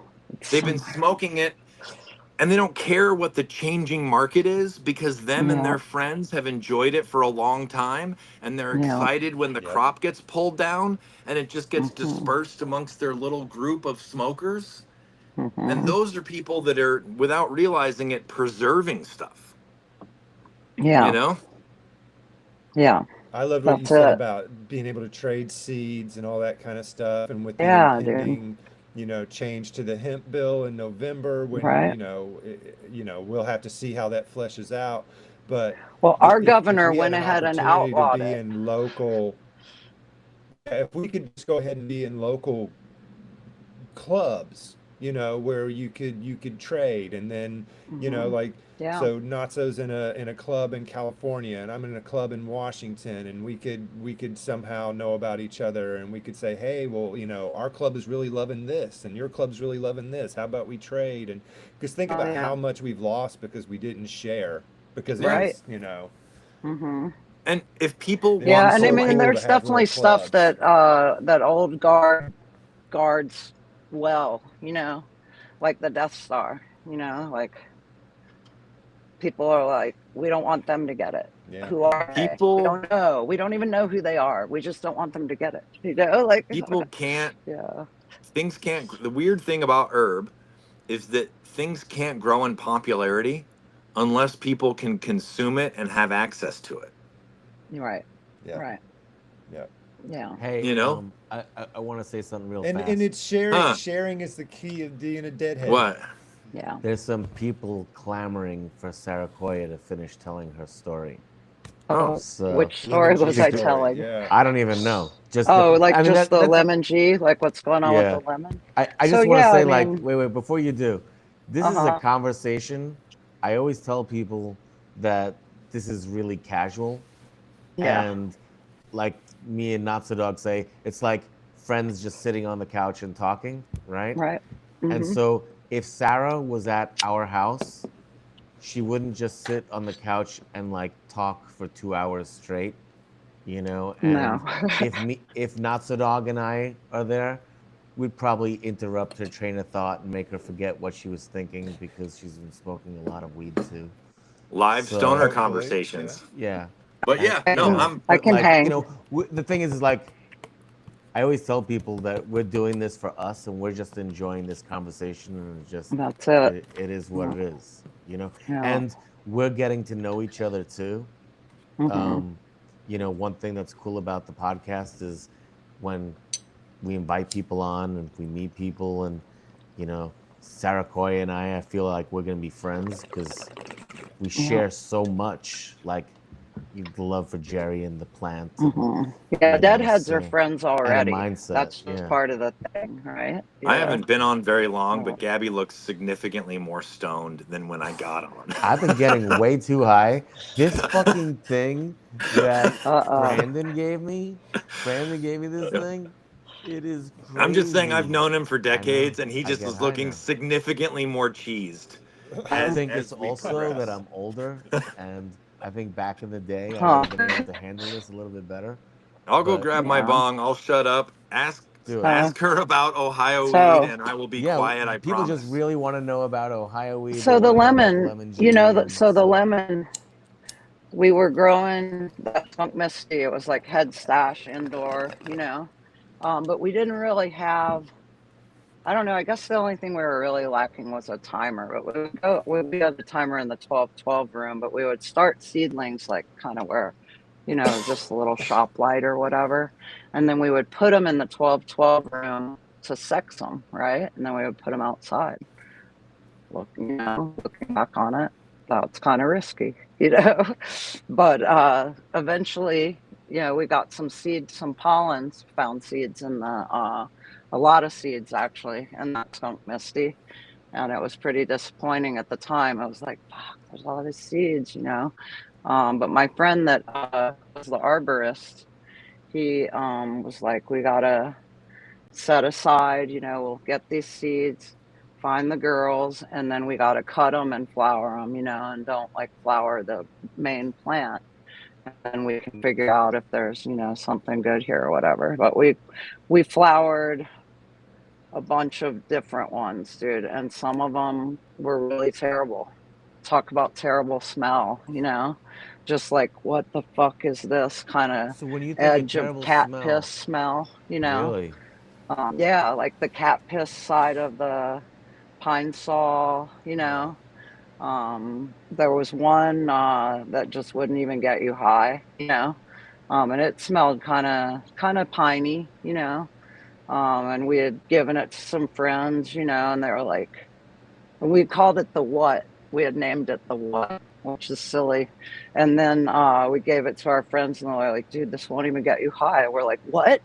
And they're like, "Stop it," you know. But looking back on it, that one might have been like really good medicine, you know, for somebody with like, you know, maybe it was really high CBD or something, you know. It's like it's such a weird plant, you know. And a lot of those, just the G13 is such a weird plant, you know. And then the Misty had those big bracts, you know, which is why I'm sure that the lemon has those big bracts, you know. But we kept a couple of them for, you know, kind of a more length of time. And one of them was the Lysol. My buddy named it Lysol because he said it smelled like lemon Lysol or lemon pledge, you know. And then I named the one that we kept Lemon G because it was from the G13, you know, and it smelled like lemons, you know, and that's the one that we kept out of that. But But yeah, it was an experiment in not really knowing what we were up to as far as like, nowadays people that are breeding, they know like, hey, some of these seeds are just going to be trash, and all we knew was, yeah, well, the biggest ones are going to be male. So like the next ones maybe you'll be look through them and find the strong ones, and the biggest ones, plant them, hang on to them. And I still So do that. how many seeds did Find you them. have that you Um, like? How many seeds was the lemon G found in? Like, was it like a dozen seeds? Was it like there was a bunch of seeds and you were just popping I some and mean, it was eventually? probably like, yeah, no, it was like, I don't know, maybe 50 or so, that we had. And then there was a lot of males, and then there was really only about 6 that we narrowed it down to after that first run of trying to flower these things.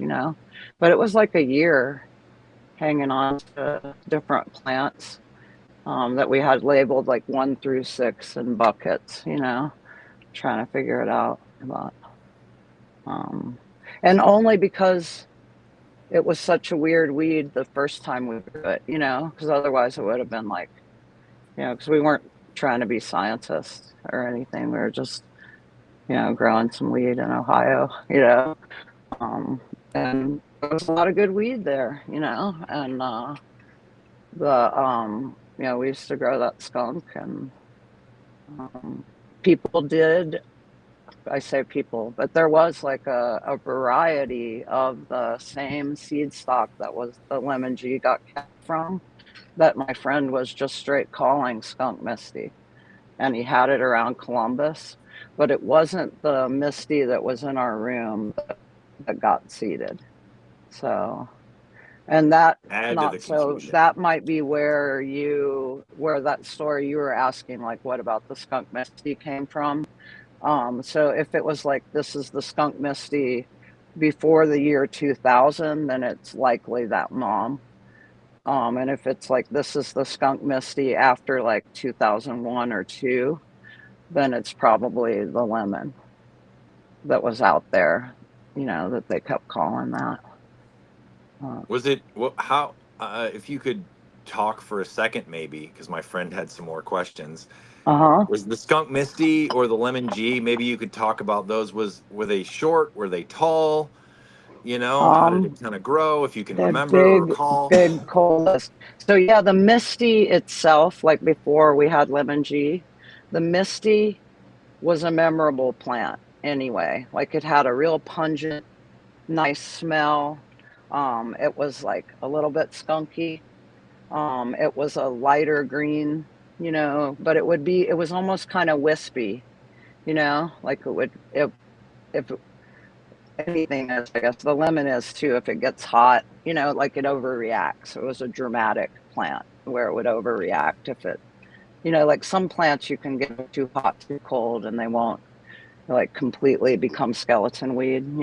Hmm. But the Misty would do that. It was like real pillowy. The bracts on it were real big. You know what I mean? Like where the calyx is and the hairs, those were big. They were like, looked swollen.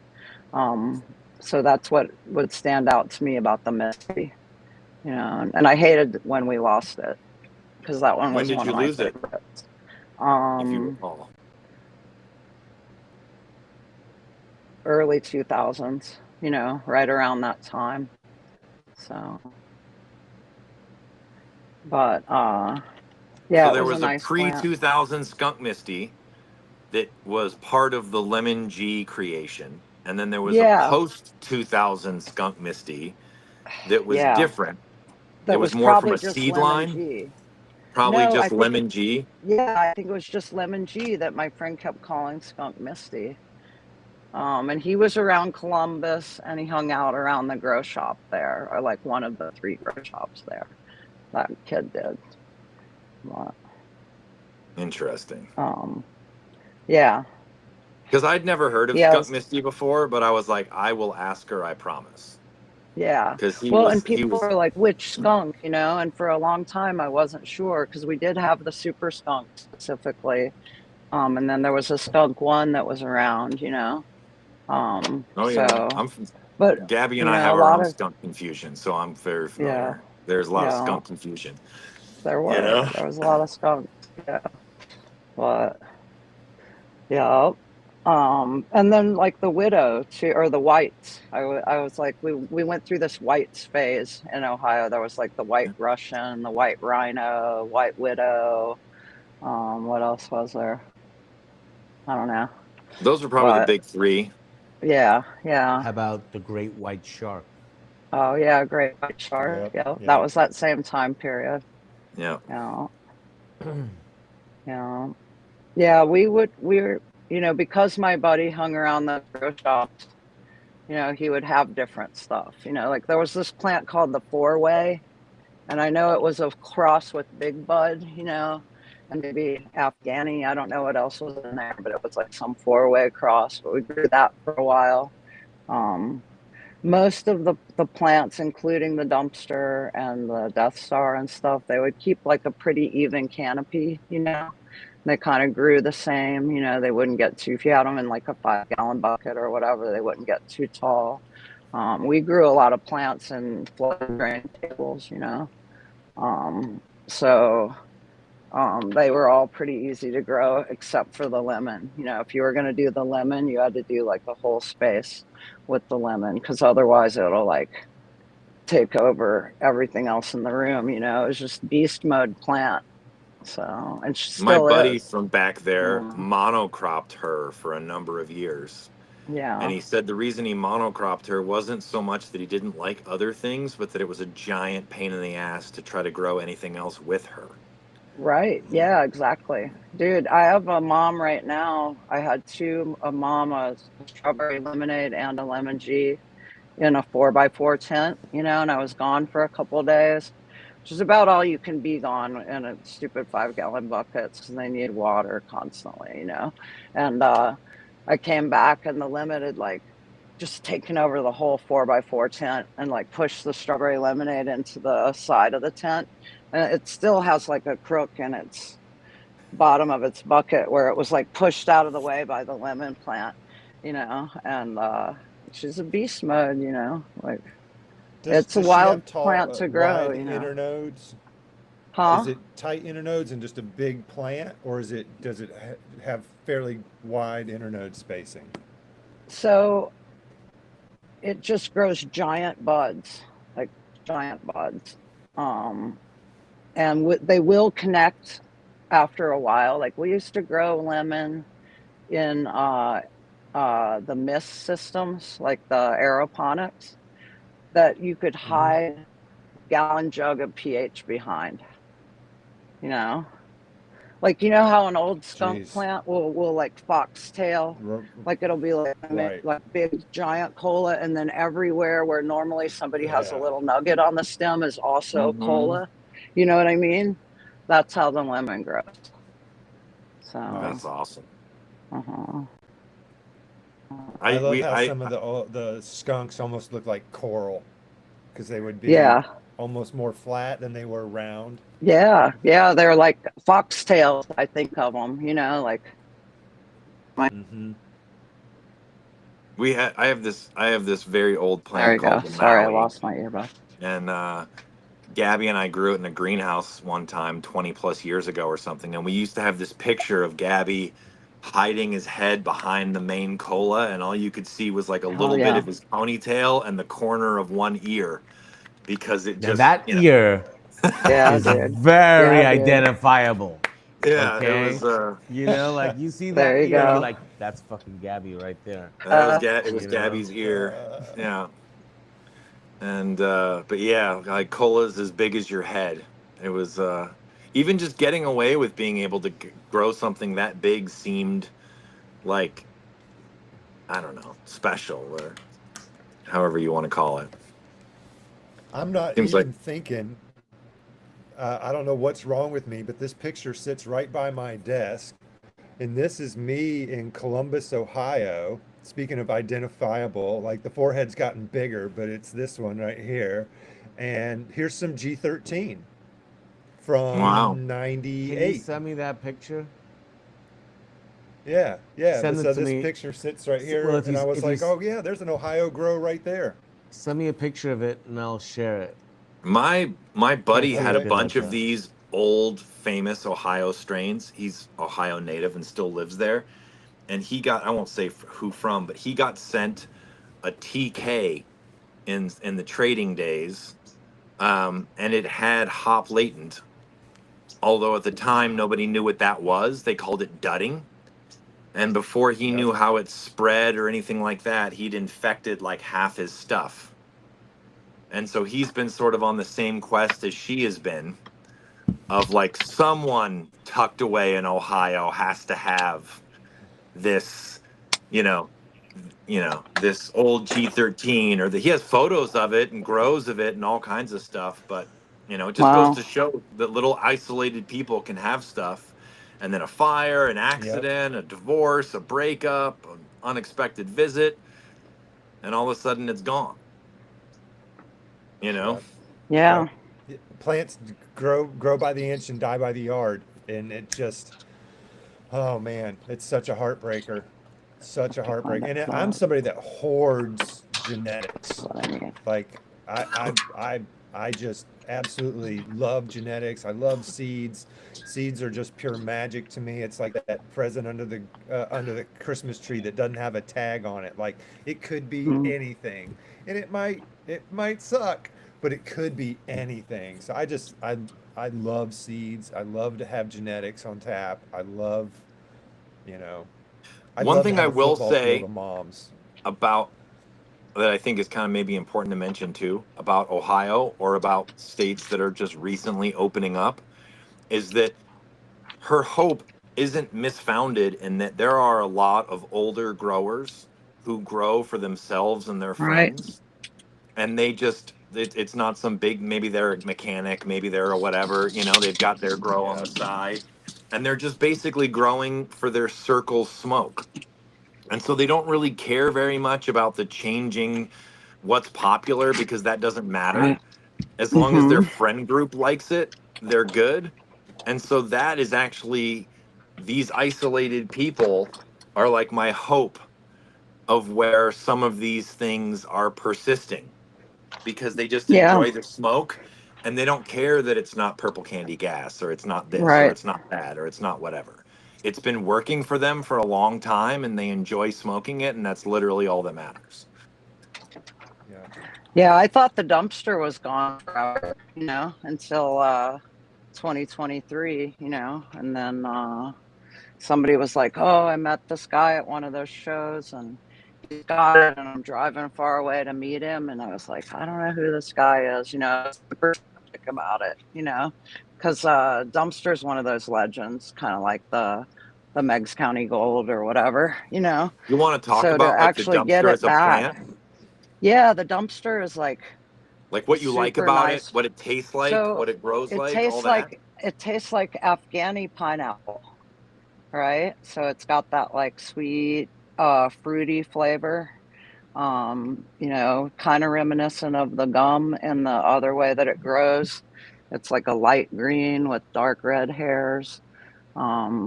It Pillowy is how I would describe the flower. It had really great bag appeal because it would have a real pillowy flower.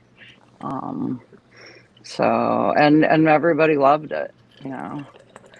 It's probably a Cincy cross. And I only say that because the dots connect to like, people that didn't want to share their Cincy star and maybe didn't want anybody to know they'd been somewhere where they could have brought back the Cincy star. Like it's just Yeah. kind of all adds up, even with the Death Star crosses and all that, the dumpster probably is just Cincy Star or is like Cincy Star times something. Do you believe the dumpster story, or do you think that was just something to throw Oh the no, trail off of what it definitely not. was? It's Definitely not. absolutely not. Yeah, dude, I know too many pranksters between Dead Yeah, I'm Tour fine. and I just figured I'd throw Ohio. that out Like, there. hello, you know. Yeah. Yeah. But yeah, no. I look at that stuff like when people would when like early ethnographers would go visit indigenous tribes in the Americas, they would show them some real stuff, but they would make up some stuff too. And they'd be like, "Oh no, Yeah. this is this ritual we do. Take Yeah. lots of pictures of this one." And it was just they were Yeah. having fun. They were Right on. literally just not even putting them off the trail. They were just having fun with them. Yeah. And I think there's enough of that prankster vibe in the cannabis circles that Yeah, for yeah. sure. Yeah. That goes back to that deadhead thing, I think, Yeah, we There's like there's nicknames. definitely like a congruency Nicknames and fun.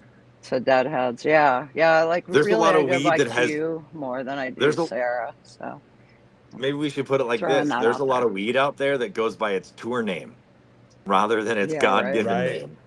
There you go. Right. Yeah. Right. It's Yeah. A lot of government. tour It's got a name. government name and a That's tour. Yeah, it. you got Yeah. a name Yeah. on your license, and then you've got Yeah. What Indeed. people know you as. Yeah. Mhm. Once you hit the head sled, it's all different. You Yeah. call it whatever you want. I'm actually kind of Mhm. fascinated by how like weed acquires nicknames and how those nicknames change. Yeah. Like because Yeah, somebody I mean, Yeah. made up the it has dumpster to be story. to protect.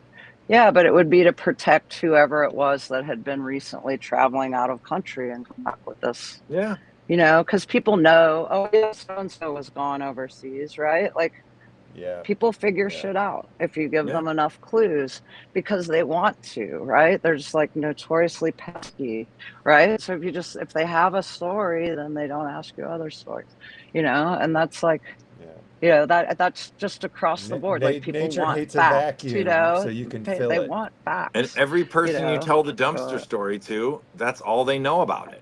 So all right? they can do is Yeah. repeat it to the people they meet about Yeah. it. And then Right. maybe there's a tiny group that Probably knows. change it a little bit. Yeah. You're winning when you that hear your telephone story game, it back, changes.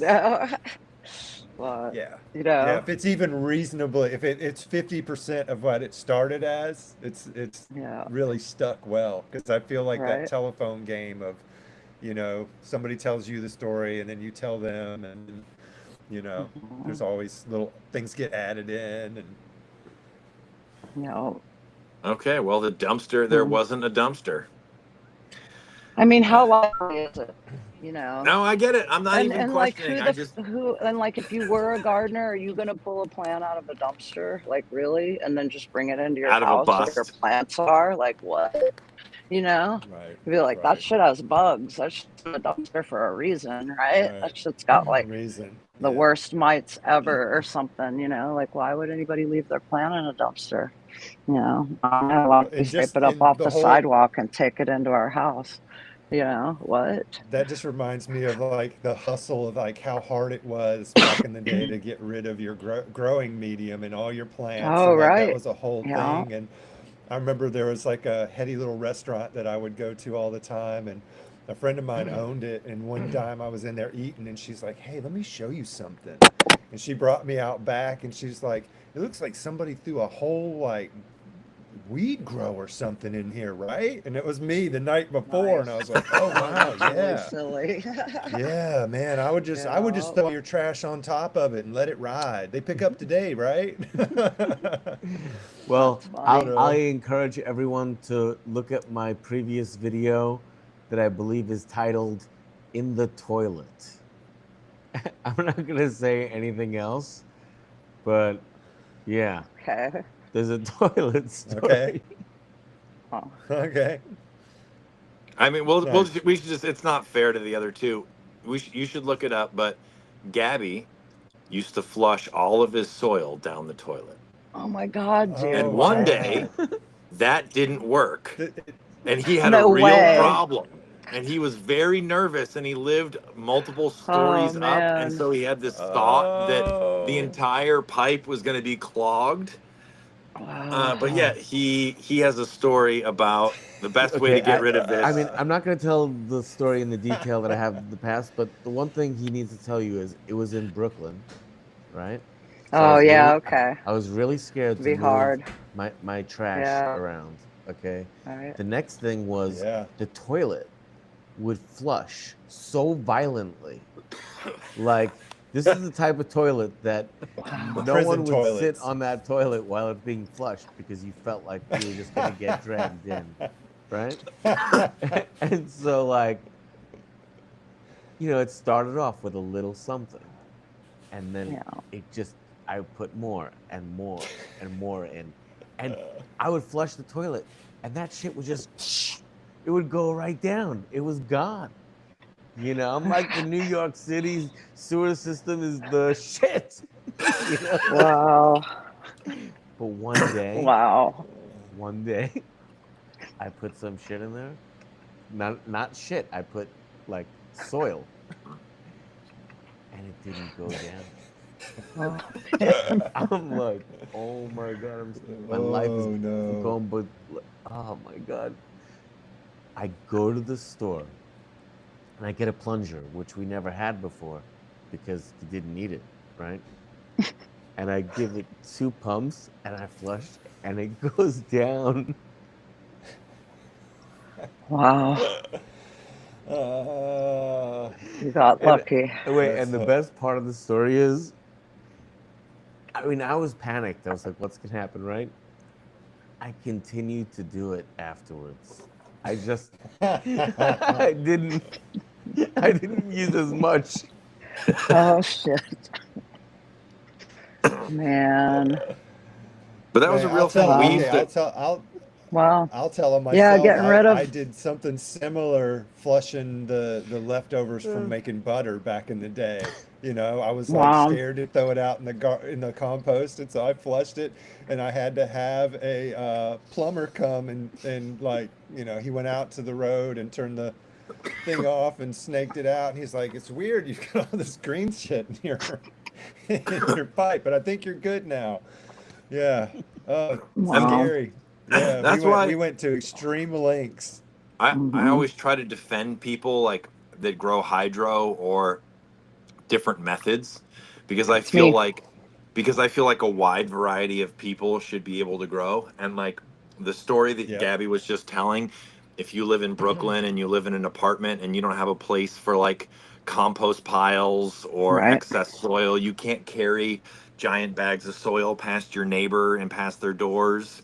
It might be a lot more secretive and normal and effective for you to do a method that works for you in your Yep. Yeah. environment Yep. where you are, and I don't Right. think people take that into consideration sometimes, like this chill factor, the Mhm. safety factor, the invisibility. you know you might I've be got 2 disabled. girls in water right now, just because whoops, Yeah. I'm old and I don't like to haul. Like Soil around. I'll like I move just the saw hose somebody. over, move it back.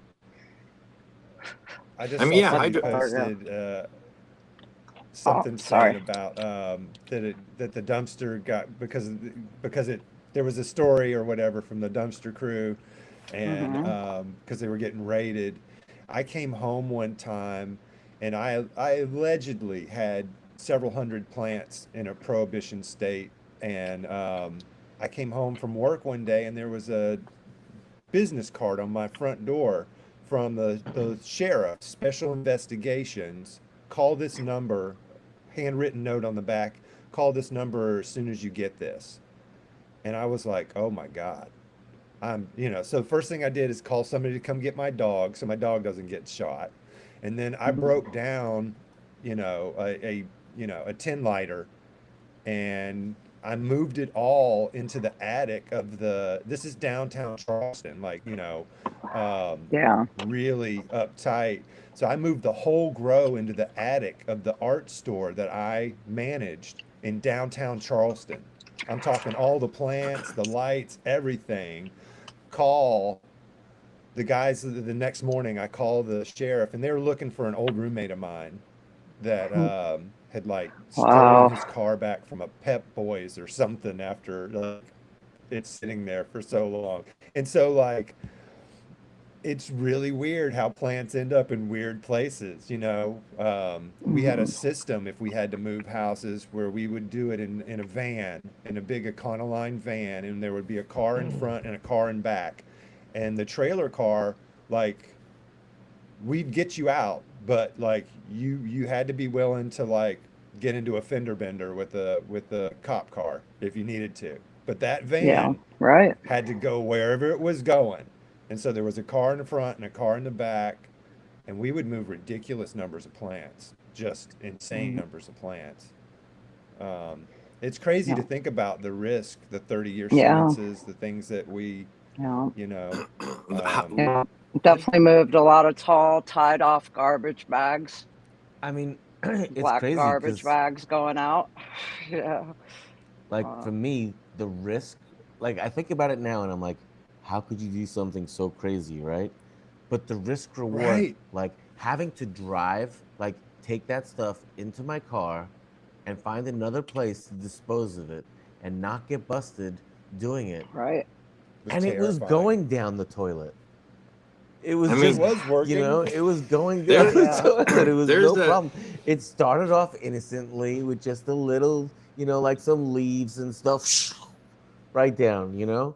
And then it just Yeah. progressively became Let's try a like plant. Wow. two gallons of soil at a time, you know? And like, Wow. but like, you know, if it's working, why fix it Let's type chuck of some thing, you pots know? in there. Yeah, see what Wow. happens. Blame it on the toddler. He must I'm have like, stuffed the house plant I down was there. like, I don't know. I was like thinking when the plumber comes, like he's gonna find 8 months worth of growing, you know, in those pipes, Right? you know, because I Receipts. thought it, you know, like you look in the movies, the Right. sewer is massive, right? You could like drive a semi through the sewers Right. of New York City, right? So I'm just thinking, Right. like, yeah, the shit just goes down there and it's gone, you know? The rats eat it. Oh my god. Ah, So yeah, Yeah. rats and alligators eat it. Yeah. Yeah, I've never been much of a soil farmer, you know, like so the guy that taught me was a ebb and flow guy. You know, we've gone through a lot of rock wool cubes in my life that are also hard to get rid of. Spend a lot of time rewashing the geolite or the little clay pebbles and the, you know, dump them all in the bathtub, a little bit of bleach, scrub them all, put them back in the pots, you Yeah. know, and did that for years, you know. From like 16 to a 4x4, almost no veg, you know. Especially with the lemon, if you veg it at all, it's gonna be like it's gonna take over your life. You know, you gotta like it's the kind of plant that I don't know where it comes from either. It definitely doesn't come from the G13. You know, it comes from the misty and the skunk. You know, because the skunk will grow like big giant foxtails like she will, but that thing will just, if it's in the right environment, it'll take over. And you've got to bend it over when it's real young, or it's not going to fit in the room you have it in, you know.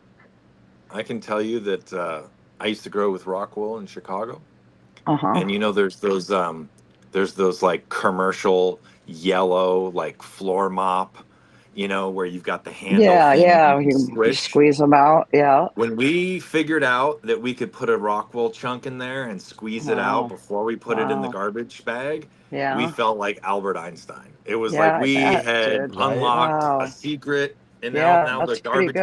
bags were like 30 Yeah. pounds lighter each, you Yeah. know? And We were because we always used to, places where we could Genius. bury them, Genius. you know.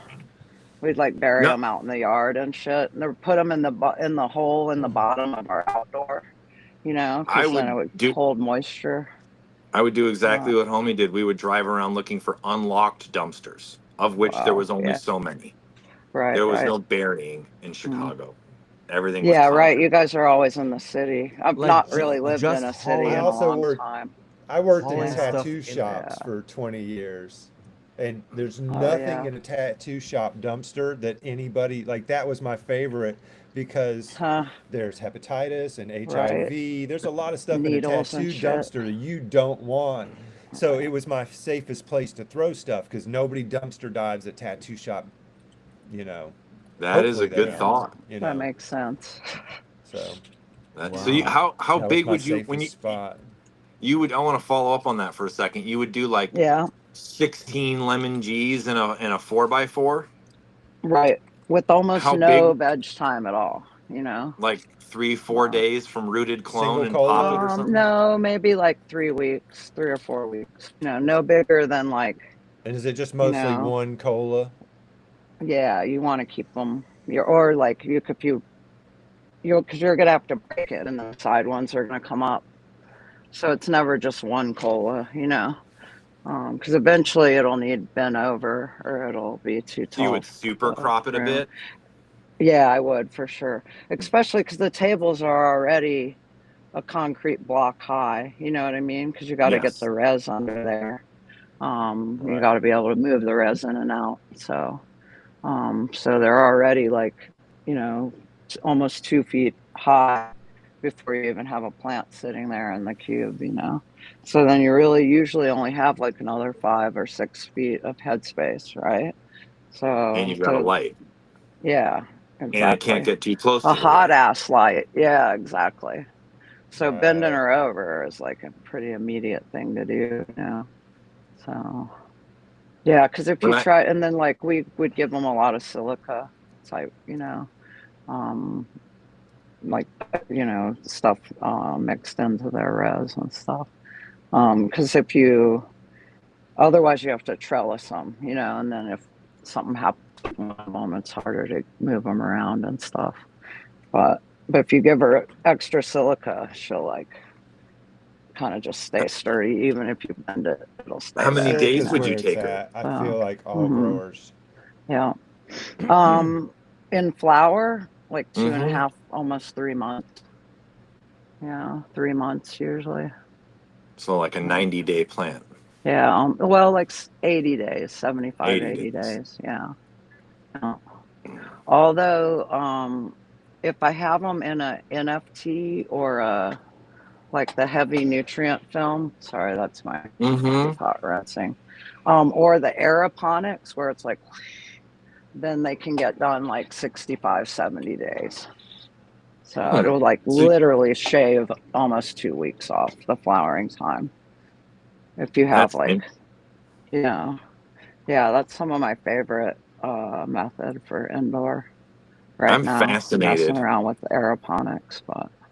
But both by my moms are in deep water culture just because they'll get big quick. So and then I can get rid of them. They'll be thirsty girls. But, Do you have well, backup? The thing that worries me about those, because I love both of those, oh yeah, I aeroponics, do. deep Uh water. huh. But if the power goes down, I'm like, oh crap, I'm in trouble Right. now. You know. Yeah, yeah, both of those suck if the power goes out. But if the power does go out, you just kind of have to treat them like a top feed, until the Mhm. power comes back on. Like you can keep them alive, and get but it's high maintenance. Suddenly your no maintenance system is like super high maintenance. Right. Um, Right. yeah, I Yeah. think people when the power goes out, I think they're getting better at knowing, but just like get a lantern or something so it's not Armageddon for your plants.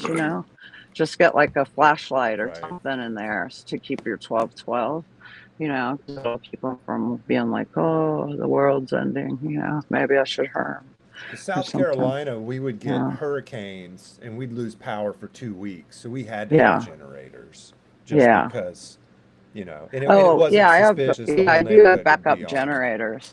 I thought you were asking me if I had like my genetics backed up somewhere in That's what I case, thought too. I Oh, didn't no, no, think no. about that. Yeah. I Yeah. assumed, yeah, I assumed you Yeah. had your genetics backed up. Yeah, Yeah, for yeah. sure. For sure. Yeah, for both of those things. Yeah. I have generators. Yeah. It's But, nice to, but I found that it can be hard to get things backed up. Like yeah. it's there's things where if people don't want, like, I don't So know, it's just, it's a yeah. lot of space. It's a lot of electric. It's a Right. commitment. Um, you know, Right. I saw Yeah, somebody in no. here had said something about they missed shows because they were at home manning the grow, and I can feel that. Like there were Yeah. shows that I missed because I had all these plants, and if I went and something happened to these plants, like there's a lot of Yeah. people depending on this, and like, Mhm. you know, it's a responsibility, and to hold down a big list of mother stock it it can take a lot of energy when and time. when I All right. moved out to California, it was almost entirely positive, but there were a few negatives. And one of the negatives was that back home, like things were so good that people would basically grow their indoor from like fall through spring and then take the summer off Yep. because it was hot and humid and Yep. crappy. Maybe It's they'd too leave a hot. light on, to get Hmm. like a little bit of smoke or something, but they wouldn't run their whole Yep. scene. And so in summer, they would go to concerts and they would be running around and they would be Yep. partying. And Yeah. I Nobody would would grow have with the weed sun. in August. I would grow with Sorry. the sun. So I Yeah. wouldn't be able to join them Yep. very often because all Mm. this, like, if you're going to be a good gardener, in my opinion, it's best to put eyes on the girls every day. Yeah. You want to Hmm. check on 100%. them. You want to check the Yeah. vibe. You want to feel what the room feels like or the greenhouse, or like you want to look around and see if you notice. A lot of times once you get good for it, like you might just vibe that there's a plant that's about to get sick or like about to get a Yeah. nutrient deficiency. You just might look at it and be like, that didn't look like Oh that two yeah. days ago. And Right. then you start Hmm. investigating and and like so there's just an energy to being there. Yeah. So that's why it leads to hermit lifestyle. Time. Yeah. Hmm. It's really hard to be a grower. Time's the special sauce. People are always like, "What's the special sauce?" Because I sit in a weird niche where I advise people on organic fertility for the most part, and so people are like, "What's the special sauce?" It's time. Do you spend time in your garden? Do you show your plants love? Are you scouting? Are you scoping? Are you looking for patterns? You know, there's just So no here's there's something. no he- way to get around it. Here might be like a soapbox moment. I'm all for Hmm. automation and controls and all that kind of cool stuff. But whenever I hear people talk about how it frees them up to not have to deal with it as much, I wonder if they're doing that stuff you're speaking of. You know? Yeah, because Oh. that's what it's supposed to. It's supposed to free you up to do all the high level grower activities. All right. But we Yeah. also, as Nobody's gonna growers, trim know that that bush. especially once you move into scale, everybody's overworked, everybody's exhausted, and so if they do they automate their watering. Well, they're probably not going to take Hmm. that 4 to 6 hours that they just saved and go do the things that they probably should do. I always ask people to like do your scoping, your scouting, like do that right when you go to see your plants because it's so easy to just jump into watering, jump into defold, jump into whatever today's task is, and you forget to look at your plant that you love so much and just what is she telling you? What is she Well, saying to you? that's the reason why I like automating your irrigation, because it gives you more time to focus on looking at your plant and pruning your plant. And Yeah. the automation of watering, like for these high tech gardens, they're watering based on how dry the media is. So they can do Yeah, a like very blue efficient mats will job. water But in but real but but time. but the thing is this: I like that. you get to Yeah. look at them. Like you get to look at your plants. Hmm. You're walking through everything. Yeah. You're You still have to. monitoring. If Yeah. this plant isn't getting watered properly, you're gonna know, Hmm. and you're gonna actually have a time to take care of it.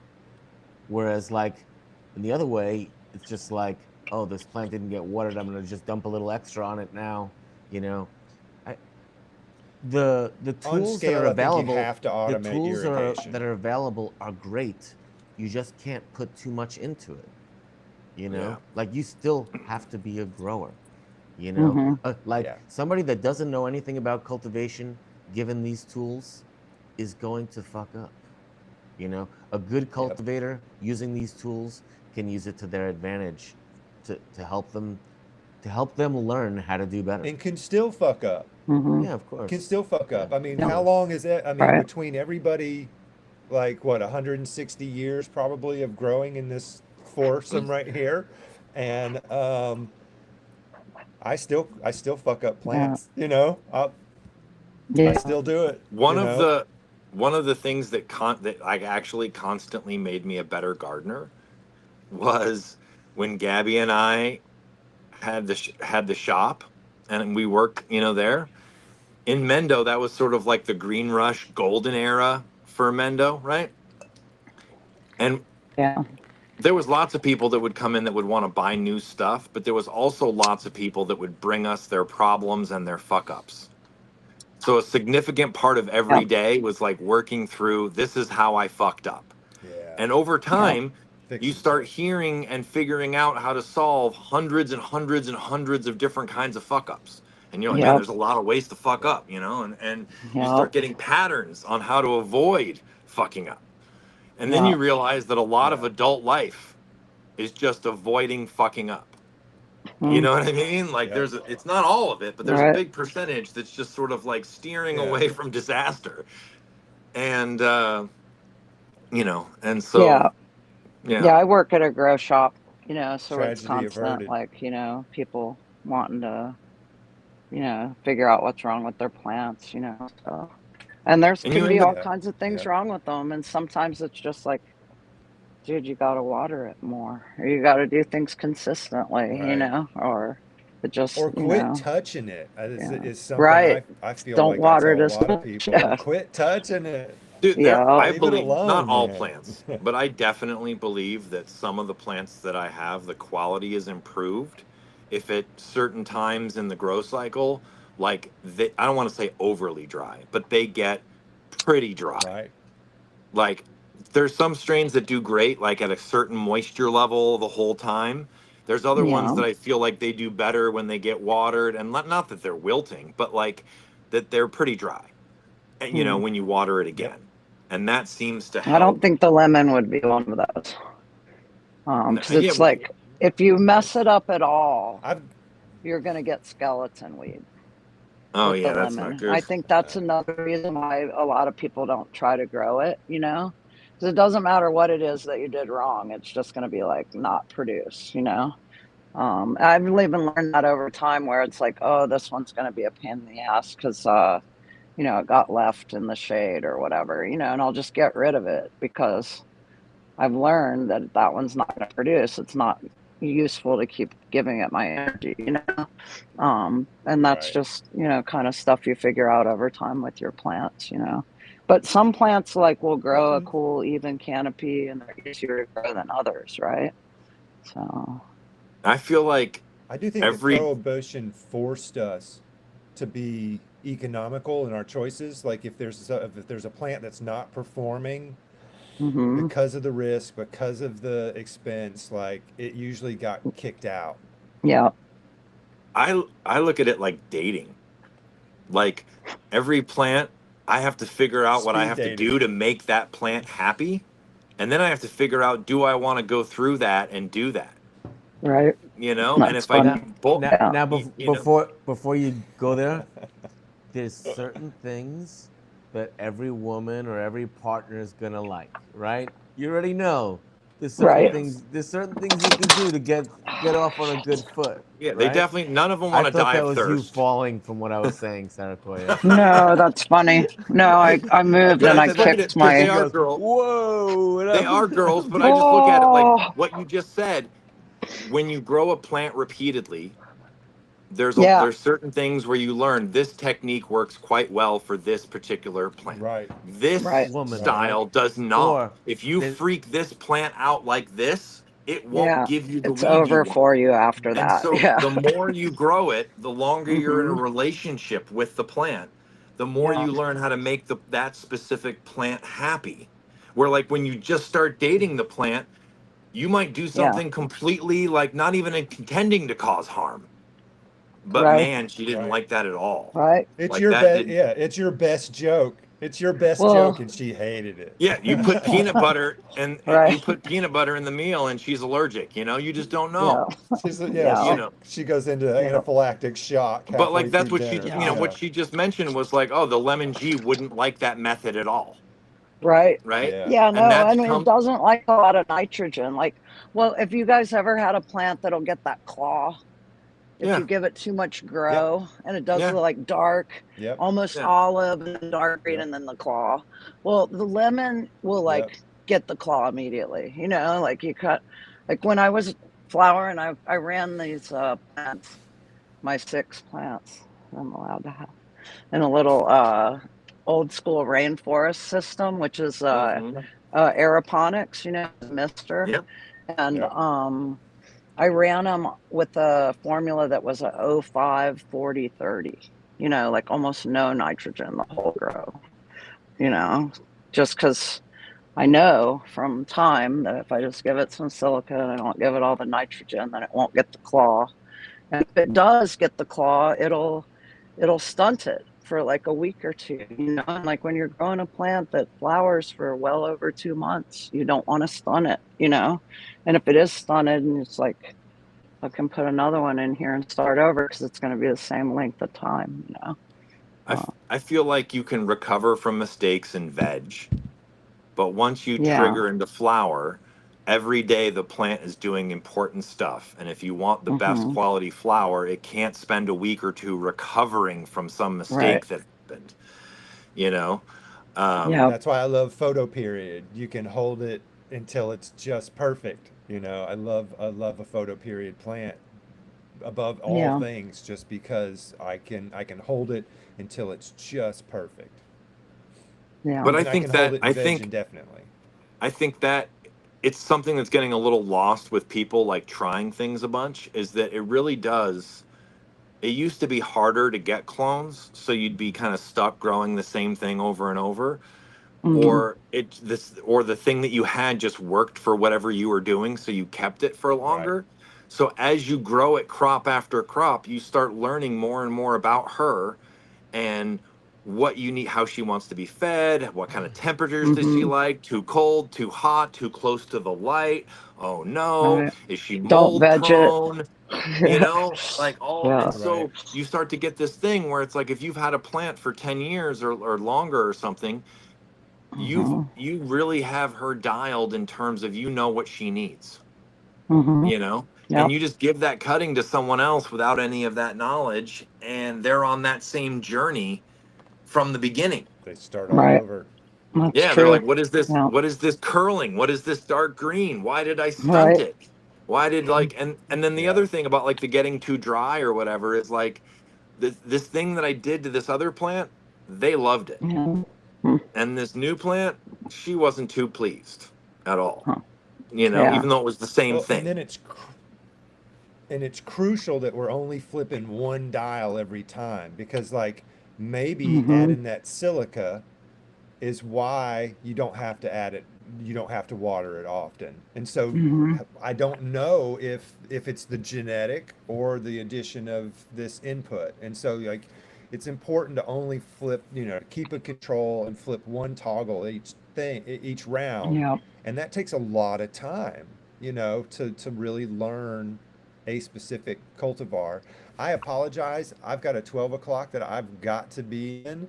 I No am worries, buddy. super grateful Mhm. to hang out with all you beautiful Deadhead people today. Thank you so much. This Yeah. was a real pleasure. Have a wonderful day and You much too. love. I appreciate you guys. Yeah. Take care. Hmm. Nice. So I should mention my friend who will remain Hmm. nameless. I told you he monocropped the lemon G back there in Ohio for a long time. Uh-huh. And after he'd done that for 4 or 5 years, he said he Hmm. started getting just such better yields off of it Right. once he'd completely dialed in every little thing that she liked and Right. all the different ways that you could mess up with lemon G. And then Right. it was like he had better lemon G than other people Hmm. because he was dedicating so much time to the nuances of like how to grow that certain plant and make her happy and come out the way that he wanted. Right on. Did Do you you know ever how have long he's people, flowering it? I was almost going to joke because he likes to take almost anything he can 12 weeks. So I would bet 80 Yeah, to that's 84 days. yeah, Uh, that's it. Well, this one he's a has to though, dude. Like he's a if you big take it 12 weeker. earlier, it's not gonna have the same smell and stuff, when it Did dries. you he told me there was a time that people would sometimes get overwhelmed by the lemon G's flavor. Did that happen to you too? Because it was such like a what did you think of It's a like did the weird thing, yeah, it's totally were, different for sure. did some people get over it because it was just so like lemony astringent and other people Yeah, I were mean, able there's to dig? definitely people that don't like it. for that reason. They'll be like, oh, or they think it tastes like soap, or something. I've heard that a couple times. But people either really like Soap it is or they better don't than like armpit. it. Huh? Well, think- But these it's like people. citrusy, skunky Yeah. armpit. There's these people, Gabby, that have this certain gene element that cilantro tastes like strong soap, and they can't handle it in Right. any other food. Right. And it's like a Yeah. specific. It's like, I don't know. It's genetic, but it's like Right. they just Mhm. perceive that flavor as so potent that what for Mhm. many people is flavorful and cool, for them is like this overwhelming like thing that they just can't handle. So we don't even all taste the same, Right. Right. Yeah, I'd say that's true with the lemon. There's definitely people that are like, oh, I don't like that. Well, maybe they don't like the armpit smell or something. But yeah, That's so funny. I don't know. Yeah, it's weird. It's like, especially that Lysol that my buddy took out to Denver. We lost him to the gold rush or the green rush of hippies being like, oh, Denver, leave us, we'll get out of here.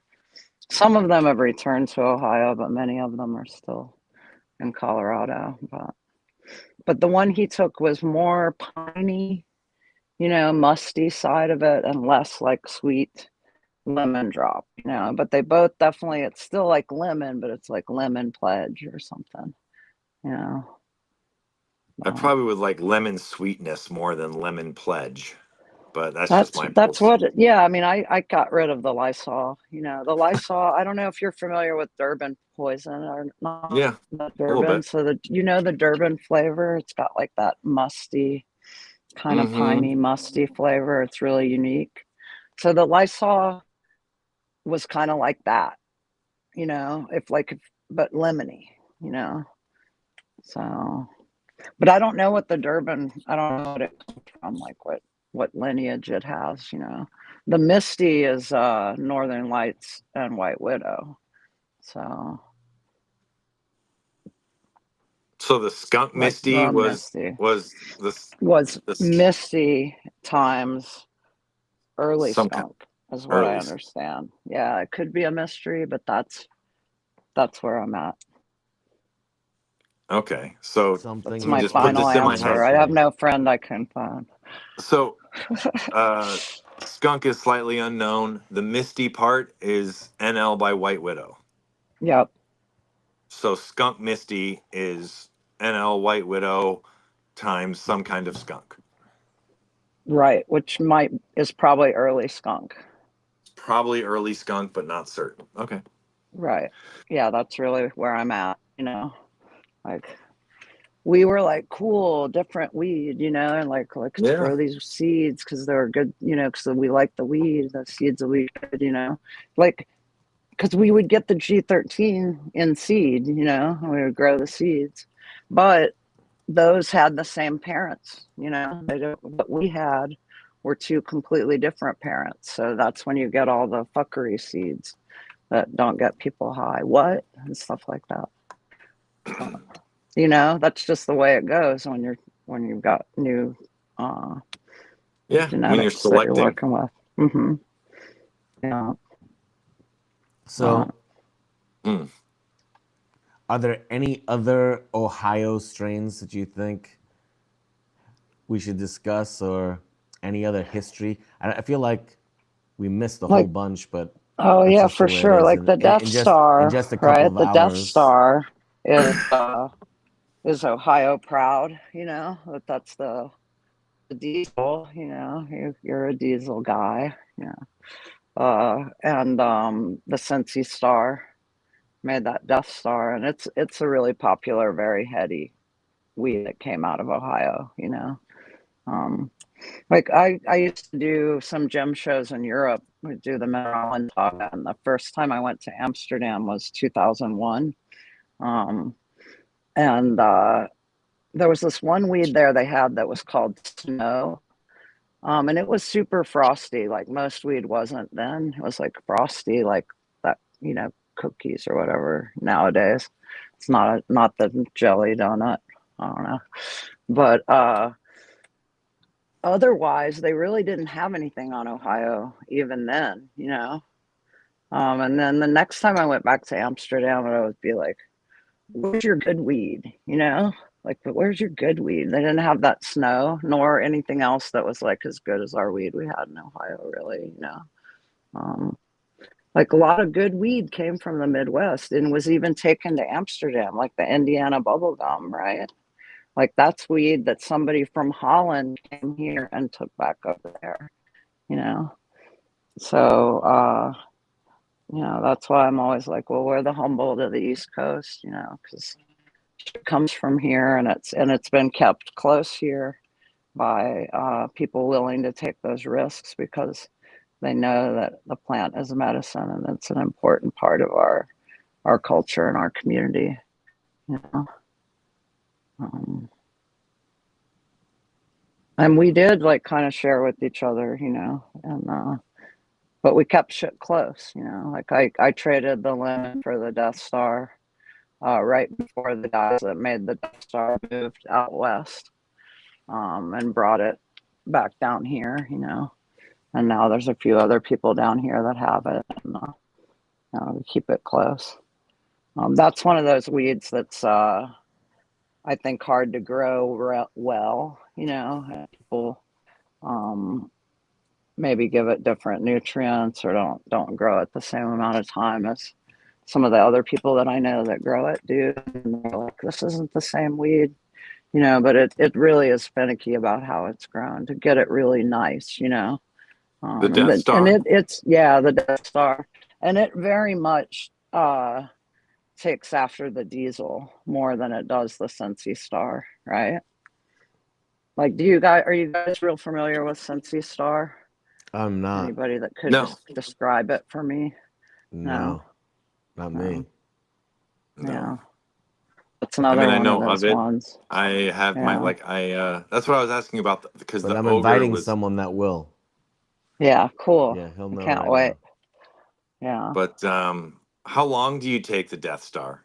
And if you could say like, what do you do to it that you think makes it better? Like what do you avoid? Well, you know, I've got a good friend that raises it regularly, you know. But they're you know, they use like some high phosphorus seabird guanos and just like some real um extra PK during the first week and during the last week before flush. And you got to make sure they give it a good middle flush, you know.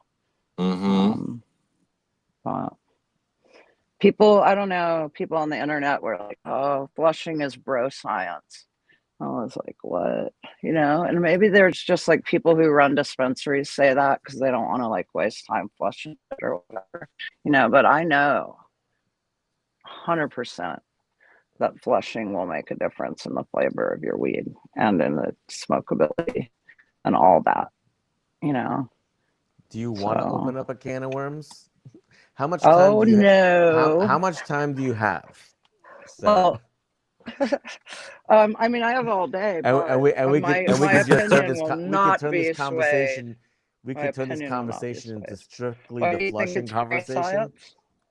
I mean, Because No, the sorry. thing about it is that at the core way to look at it, people who like to smoke herb find ways that they feel give them more of the herb that they like, right? And Mm-hmm. whether that's Right, flushing or like all these little right. techniques we talk about, it's basic. Additives, right.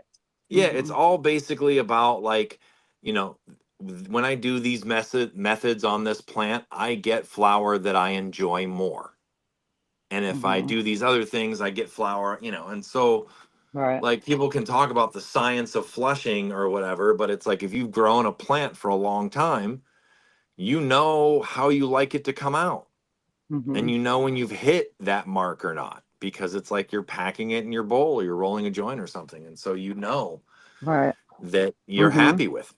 And so at the end of the Right. day, the most important thing is that you're happy with consuming what you did, you know, like if you're a grower and you're not super stoked on what you just did, that's a real bummer, you Yeah, know? totally. So Mm-hmm. your first audience is you, Right. you know, in a way, Yeah. you know, you make you happy and then you hope that like that makes other people happy, I feel like. So, Oops. oops, what? It says we lost Saraquoia. No, No, she's it back. should be back. Yeah. She's back. Even though I set my phone to do not disturb twice, it is rang. So Oh, I don't no know what to say. worries. If somebody keeps So calling you, that'll happen. I'm not sure if it's important then.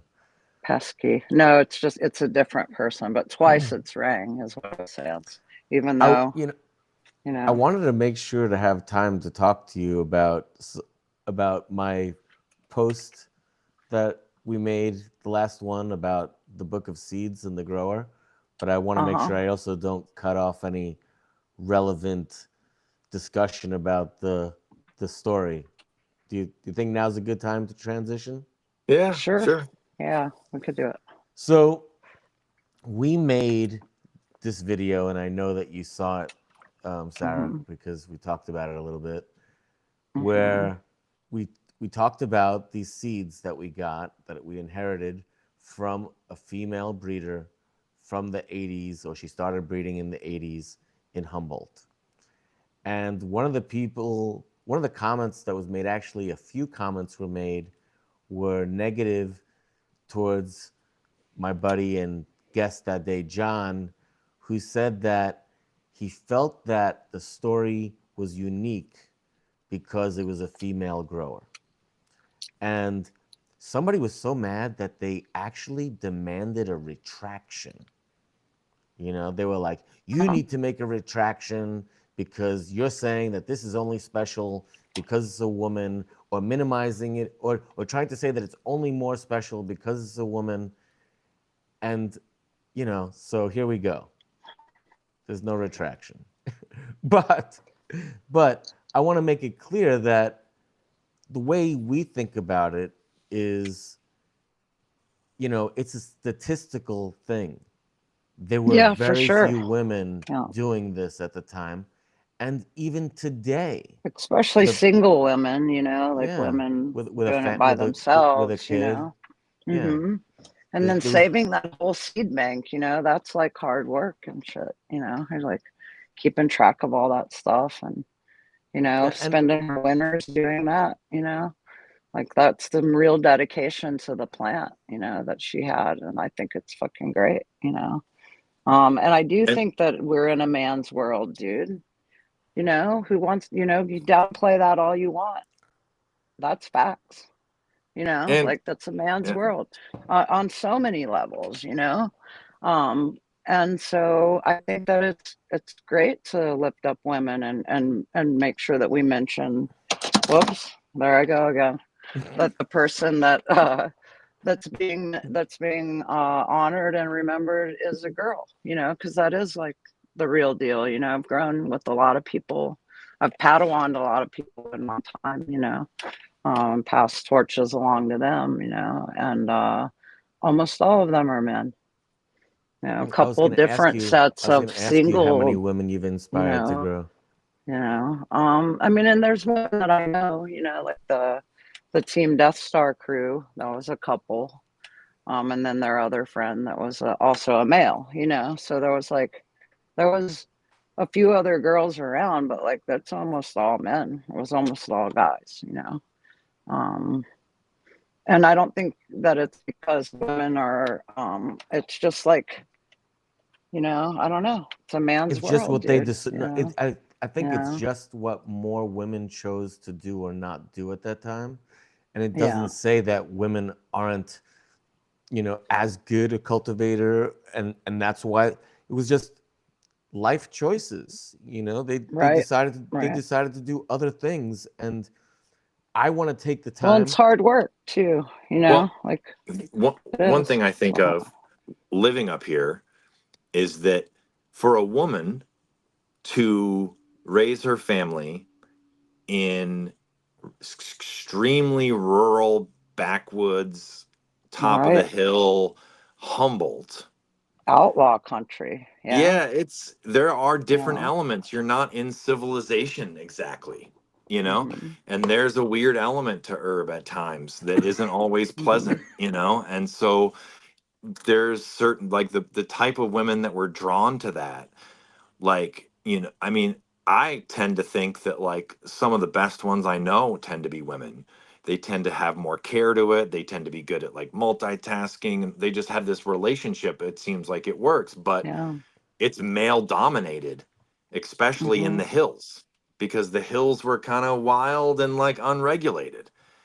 Right. And and like that seemed to attract more dudes, packs of Yeah. dudes, versus Right. like a single woman raising kids. So I think what he was trying to say, without being like misogynistic, was that how amazing it is that she was living in backwoods Humboldt, doing all this boss level stuff, breeding Right. all this work, doing all this stuff, putting in all the time, raising her family out there, like Hmm. Swiss Family Robinson, Little House on the Taking her Prairie. kids to Europe, coming Yeah, back, Humboldt Yeah. version of that, but like Hmm. really kind of like, it's not entirely that way, but there's a little bit of frontierism that went on Yeah. when you lived out in the sticks in the 80s and grew, and you were getting, there was helicopters and there was criminals and there was it was, there it was intense. Yeah.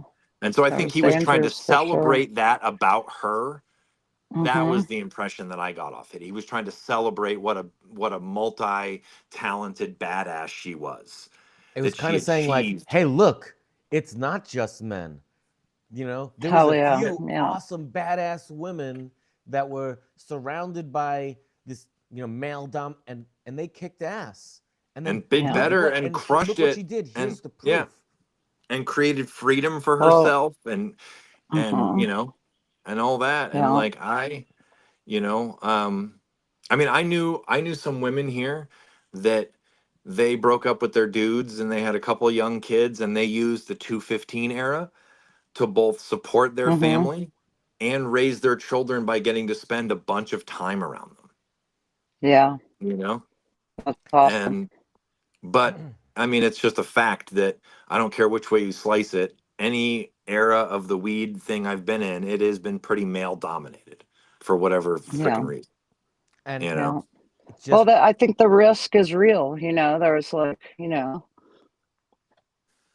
that was is harder being a woman sometimes. Even just to be like the same level of being taken seriously. Or being respected, right?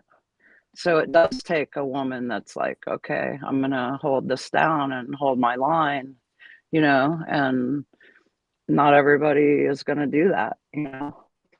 Um, and now, hopefully, like when Ohio, voting for social equity and like a real fair playing field is not what we got, but it's what it would take for there to be like equal access to the industry, I think. Yeah. mm-hmm you know, Uh, I I want to emphasize one thing before we can keep talking about this, but I want to make sure I don't forget about it. Is there are badass women in cannabis? hell Okay, yeah, there are. Yeah. sure, Sarah Koya always is have one. been. Yeah, they always have been. Sarah Koya Yeah. is one of them, and I don't want to. What I want to do is I want to highlight awesome women and awesome women Mm. in cannabis. That's what I want to do. And so last week, well, 2 weeks ago, we talked about E, and this week we have Sarah Koya, and I'm frantically trying to just book female guests, as much as we can for the next few weeks, so that we can highlight women in cannabis. I wanted to say something. Um, there's a woman that I know, and her name is Chia. You know Chia, right? Notsodog? Hmm. And she's got a successful cannabis company in Mendocino County, and She does. she's been doing this, you know, hardcore for years. So, and you know, she's like a powerful woman in cannabis. She goes out there and she Nice. speaks and stuff like that. And She's been advocating for small farmers and for like our little way of life, and to like kind of band together, from very Yeah. early on, going to That's how we get Granges and there, dude. That's great. community Yeah. meetings, Mm-hmm. doing events, all the Yeah. kind of like legwork, Mm-hmm. that you know Because it's like the weird thing about cannabis is like as we become more legal, all these other ag interests have connections with law firms and politicians, Right. and they have Money. trade groups, and they have Mm-hmm. lobbyists, and they have this and they Yeah. have that, and they have this whole like built up over time network of how they get stuff done, right? Yeah. And we all come into it and we're like, well, we used to just do whatever we wanted and hope we didn't get caught. you know Yeah. and now they're like, here's a million rules, Right. that you have to Yeah. follow, but you don't have to worry about getting caught anymore. And you're like, but that's the one thing that I was like really good at dodging, was like the getting, So and now you so gotta be worried about getting caught breaking all those rules. Yeah. Right. That Yeah. They well, make it hard, dude. I feel like they make it overtly complicated, on purpose, just to I keep think people that don't have lawyers and big money and lobbyists from being able to jump through all those hoops. it actually gave me, which I've never ever thought before, but it gave me sort of like a different view of lobbyists, where it's like the good side of lobbyists is like some industry that understands itself, paying someone to be like, look, go convince them that these things they're trying to do are really dumb for our industry, Yeah. Right. you know? And because that is what I felt like every time I went to like a supervisor's meeting or something, was none of those dudes up Yeah. there, or the ladies, none of they're all older people, and that's fine, but they don't have any knowledge base of this industry because Right. it's coming out of nowhere. Like, as Mm. Ohio goes to push forward, all of the politicians from local to regional to state, whatever, they're all probably dealing with these things for the first time.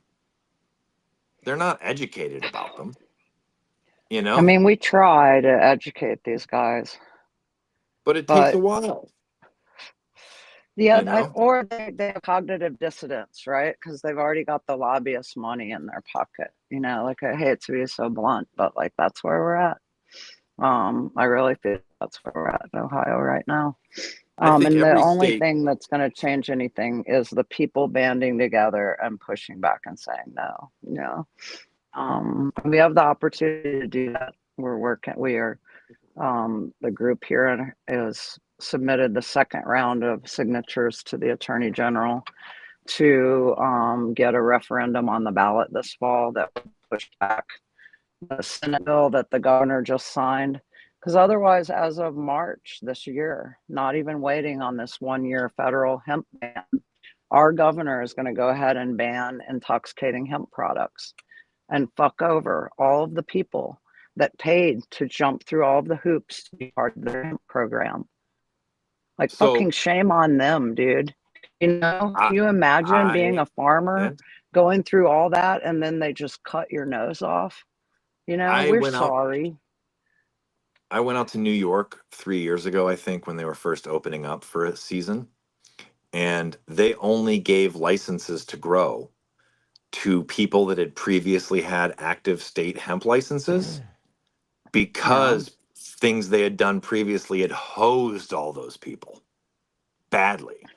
All those people got really badly worked over, and so they were trying to Yeah. help them, like, but it was they, that's what I mean, is like they try to roll the thing out, and it's like it's expensive, and they, I don't know. It does, the war's not won. Our advocacy type thing isn't over. It's just now we Yeah, have to it's not. push.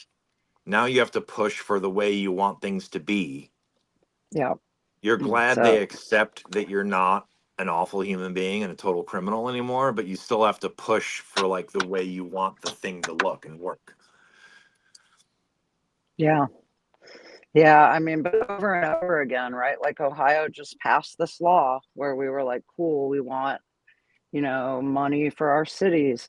Like, we've had legalization.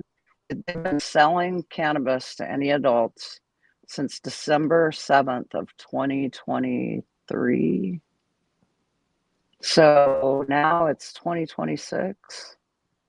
So No, adult 2 use wasn't until August of 24, right? But still, they've year and a put half or this something. mechanism in place for a year and a half. The cities still have not gotten any of our tax money. that we were promised. And it's been more than one fiscal year, so I have no excuse. They said that in the bill that the citizens passed, we didn't make a mechanism to release those funds. There was no mechanism in the bill that we passed, so they just can't give the cities their money, you know, but they're trying to redirect it to the general fund by holding it. But we've gone and talked to our city council, you know, we've written letters to, you know, municipalities, and they are not making noise about the fact that they're not getting tax funds about this, you know. And now they passed this bill to overturn all these parts of our law and to recriminalize sharing, driving to Michigan, you know, and all of these things. It's not for the public good. It's for the good of the pocket of the Ohio Cannabis Coalition that owns all of these dispensaries, dude. You know, because how's it for the greater good that we don't go buy cheaper weed in Michigan, right? It's not. You know, how's it for the greater good that I can't share my home grow with my friend, right? It's not. This is for the good of the people selling the weed. And now you can be criminalized if you don't have your weed in your trunk. You're not supposed to have your weed out of its original packaging. All this is going into effect, Ohio, And in you're March. not allowed to smoke in your house, and you're not allowed to smoke outside. Yeah. And Well, your landlord can tell you that you can't smoke in your house and you can't smoke in public. So I guess you can hide on your back porch or something, I you guess the know, best in the way to look at snow. it is that these are just the first rules, and like they still need to be dramatically adapted over time, you know, Right. and that's going to take They us, do. and so a lot of these rules are silly, you know, and shouldn't hold up over time, but they do for momentarily. And you're right. I had friends in Ohio that told me as soon as Michigan went legal, Ohio was flooded with cheap Michigan weed. Yeah, it was. So it's like Yeah. these legislatures think they have control over something, and they don't. Right. They absolutely don't, you know. Right. Yeah. So they should they're just give trying. people their freedom and just back off, you know. They could just Right. back You know, off, that's what we voted for. We you know. voted for, you know, safety, for social equity, for, you know, access to micro grows. You know, that's what the tier 3, they promised us 50 new dispensaries, 50 new store or licenses, all for people that needed fair and equal access, you know, that otherwise would not have access to the industry. And we're not getting any of that. It's just been line itemed out with the Senate Bill 56. So that's why it's so outrageous, you know, because the people pass these specific things, you know, and they just line item them out, you know. I can't California. believe that the ACLU or anyone else has not picked this up yet as a constitutional challenge to our right to reform our government. The Ohio Constitution, it clearly states that laws can be passed to facilitate citizens' initiatives, but not to hamper them. And here we are. They're hampering the shit out of our initiative. And now we have to get together and go rustle around all these signatures to tell them no. It's ridiculous, you know. But California Ohio will started. come out and tell them no. We will fucking do it. 2 years ago, the same legislative body tried to tell us that we should take it should take 60% majority to pass something for citizens initiative, but only 50-50 to pass something introduced by the legislature. And then they were like, oh, we're not having any more special elections because it's too expensive. And then they had a special election about their 60-40 versus 50-50 because they thought, oh, Ohio won't come out for this special election and they won't pay any attention. And then next time they try to run an initiative, they'll need 60% instead of 50, right? But a kindergartner fucking knows that 60-40 is not fair, right? So we came out in mass in an August election and we shut them down. You know, so I have faith that we can fucking shut them down again. Yeah, but we need to be paying attention, Ohio. I feel Yeah. like legalization, people felt like they got to the top of the mountain. And then we realized that we were just like on one flight of a long flight of Yeah. stairs that kept going up, and we needed Yeah. to keep climbing to get to where we wanted. We weren't actually there yet. It might be a milestone, it might be a Right. big shift in the right direction, but we weren't even close to where we were going. And Right. so we needed to keep pushing. And I think a lot of it Yeah. too with politicians is that they tend to skew old, right? So you're dealing with a generation or Yeah. two ahead of you, which might Right. have different viewpoints on what we're talking about right now, Right. Right. especially. You know, Yeah. they grew up with prohibition was normal, and you know they Right. believed a lot of the stuff, and they're in their 60s or 70s or 80s, and they've heard this thing their whole life, and now there's this movement that Yeah. they're kind of like weirded out by. And I think that generationally speaking, like things will get easier, you Yeah. know, but we are governed by by basically like it skews, you know, pretty geriatric at the moment, Hmm. you know. So that Yeah, has an but these effect. guys should be these guys are the Woodstock generation, dude. What? Like they I know get it. weed is not heroin. They know. You know? Maybe not the I 80-year-olds, but the 65-year-olds fucking know. You know? you would hope, Yeah. but I would tell you when I would go to supervisors meetings, it was all silver haired folks, and Yeah. they I don't even like even in Mendo where like a vast amount of the wealth came from the underground. All They right. didn't like to see it like that. They like to see it like it was the wineries, it was the this, their nice restaurants that Right. were open were because of them. This was this Mm-hmm. offside shoot thing that didn't really matter. They didn't really look at it like this is an existential threat. We need to keep this industry and this business and this thing that Right. developed Yeah. underneath us here. And so they let other counties steal it. And now Humboldt and Mendo and the kind of the heart, the beating heart of like the triangle is suffering Right. because their Yeah. leadership was blind. Yeah. And that's somewhere that Yeah. was Our famous for leadership at growing the up. state house. Yeah. I mean, Meigs County is pretty famous, right? Mm-hmm. We've got a cannabis company down here that was a hemp company, and they've been making these THC beverages. So we were all at the state house because we go up there and like try to give them an earful if they listen. They just like, don't hear what we're saying. But his name is Josh. Shout out to App Girls Cannabis. He was speaking at the state house and he was saying to them that we imagine little craft breweries, or craft cannabis places, just like they have craft breweries, right? And we Mm-hmm. imagine getting the tourism down here for this craft industry, and that we need to get mechanisms in place where we can, gather as adults and do these things. And the guy was like, well, we're years and years away from cannabis tourism, and all of us were just like, dude, people have been coming to Meigs County and Athens to try to get Kind Bud, since people Mm-hmm. had it on Dead Tour, right?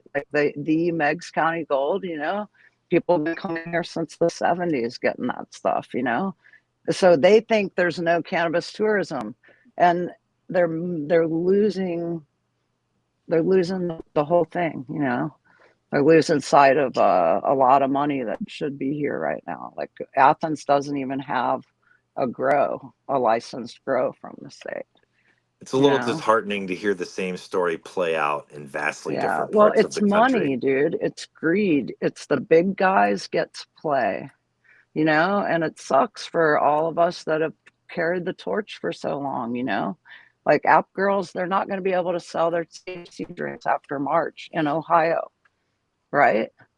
They're shipping them out other places like people do, but like they should be able to sell their here. People want to enjoy that at our bar in our town, but and our governor for the kids just fucking nixed all that. But what about the guns, right? What about shit that really hurts kids? What about like all the kids that die from melatonin that you got Wait, in your are you fucking saying closet that that you eat too many of? they got rid of the drinks because of fear that the children minors will Oh get a yeah. hold of the Oh yeah. drinks. It's all about the kids. The gas station, all this gas station cannabis has to go because the kids are going to get it. Right? All this I mean, harm and impact has happened since legalization. But guess what, dude? That's end user harm. That's a problem of the parent. That's no different than if your kid gets your alcohol, right? Or your weed from the dispensary, right? But they're saying, like, no, all this kind of stuff is going to get pushed into the dispensaries only. Not that it's getting outlawed, but you're going to have one of their elite privilege licenses to have it. And that's not And America. what about home grow? We can still, we're still have the privilege of growing our 12 plants, but we can no longer share our home grow at all. And now the dispensaries are going to start selling clones and stuff. So now our home grow, which is essentially hemp, because there's no THC in a clone, is supposedly going to be a problem for us to share with others. Clones? Yeah. Hmm. Yeah, because, Ohio has a pretty big craft scene, and that's our home grow. We should be able to share it with the others, just same as people can share their craft brews. But they don't want to criminalize that. they want to Makes no And there's capture the no sense. cause market. for it. They want to Yeah, capture the exactly. market for the grows and for Yeah, the stores paying all the taxes and the fees, and they right. don't want so that's I'm totally But against that. I'm But when you grow the tomatoes in your the backyard, legal, you're avoiding all yeah, yeah. all right. the And you fees, should be able to give your tomatoes in your backyard to your neighbor, right? Yeah, you That can. shouldn't be a problem. You should be able to Right, have your but so friends come over and with Senate Bill 56, giving your friend your cannabis from your home is not allowed. And what's the They've penalty? they've um it's a misdemeanor penalty if you have knowledge of it. If you have knowledge of what? Yeah, that you of gave it share to of that them. it Like if right they that didn't it if you that if they didn't steal it from you, basically. You tell right. your friend, It's hey, gonna listen, be I leave my weed in the backyard. I right, didn't tell I'm you now this. putting on my blindfold and my right. earmuffs. I'm going to be at the I have movies for a no couple of idea what you're about hours. to do. I am Like how any clueless. of this is Hey, enforceable, but if they're is dry, please give them ridiculous, some right? water. But Oh my god. Yeah. I mean, yeah, it's no sharing, no having your home grow out of your house, I see Everything out of the windows. house has to be in the trunk and in its original packaging. And there's misdemeanor charges associated with having your weed not in your trunk. And the So, original packaging thing is just yeah, another control level to make sure that you're getting it from an approved source that they right, made money off of. right. Which means we have to go back to like when only medical was legal. Everybody would give you their like little medical jar from when they went there once and then never go there again and carry the jar around for until it wears out. And then you have to get another jar from it. We don't have to do that in Athens because we're lowest law enforcement priority. But, other people's worried more than we are, in the Lowest law state. enforcement priority is a good Hmm. determination because it means that Hmm. the local prosecutor and the local sheriffs and the various law enforcement have gotten together and said, we don't think this is worth our time or energy unless it's rare circumstance. You Right. know? Well, so we passed that. It's TACO. See my sign up here. It's the Athens Cannabis Ordinance. And we passed it in 2017.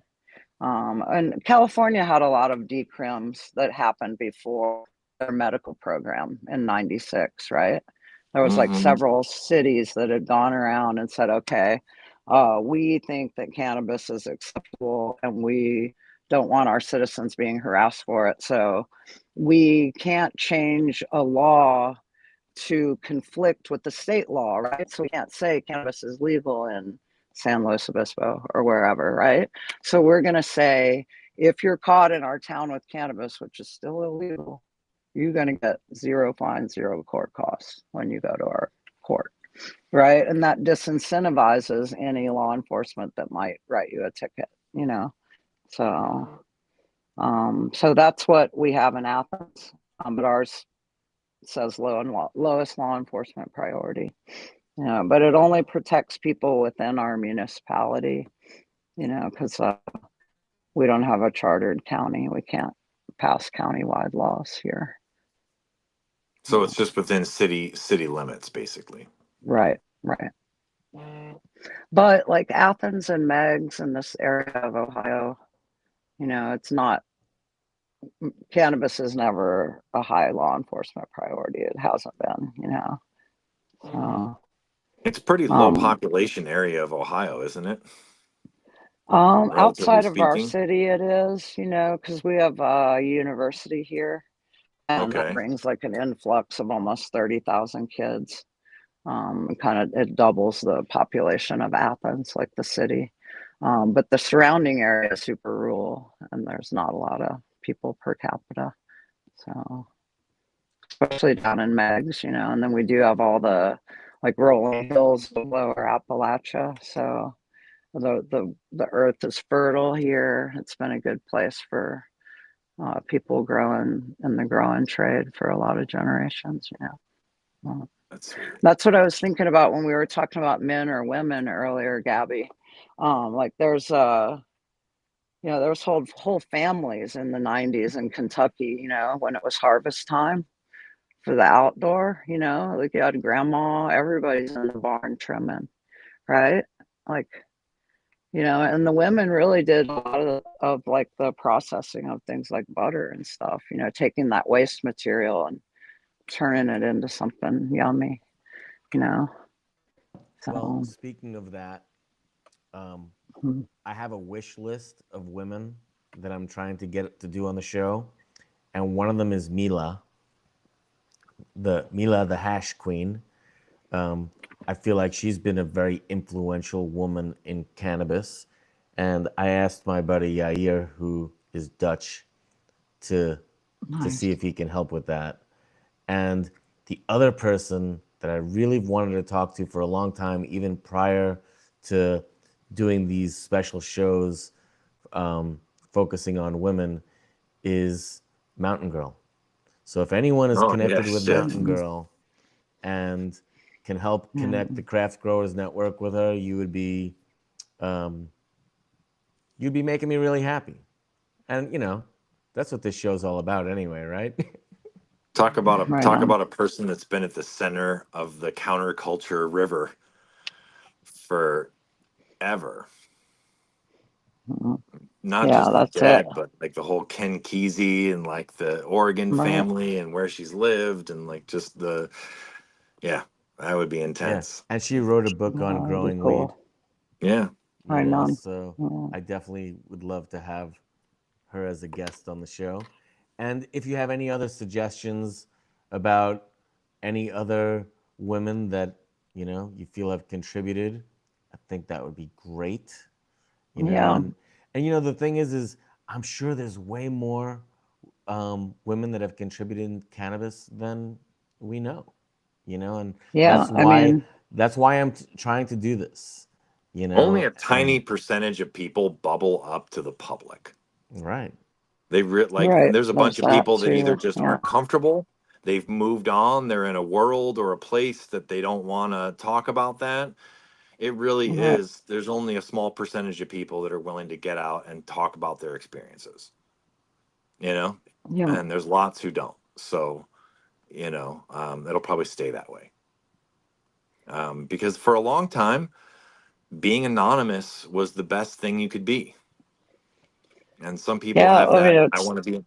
It's how you stay safe. You know? Yeah. So some people that, like you said before, the loose lips. I want to be anonymous. They don't. That's been so ingrained. They just don't want to change it.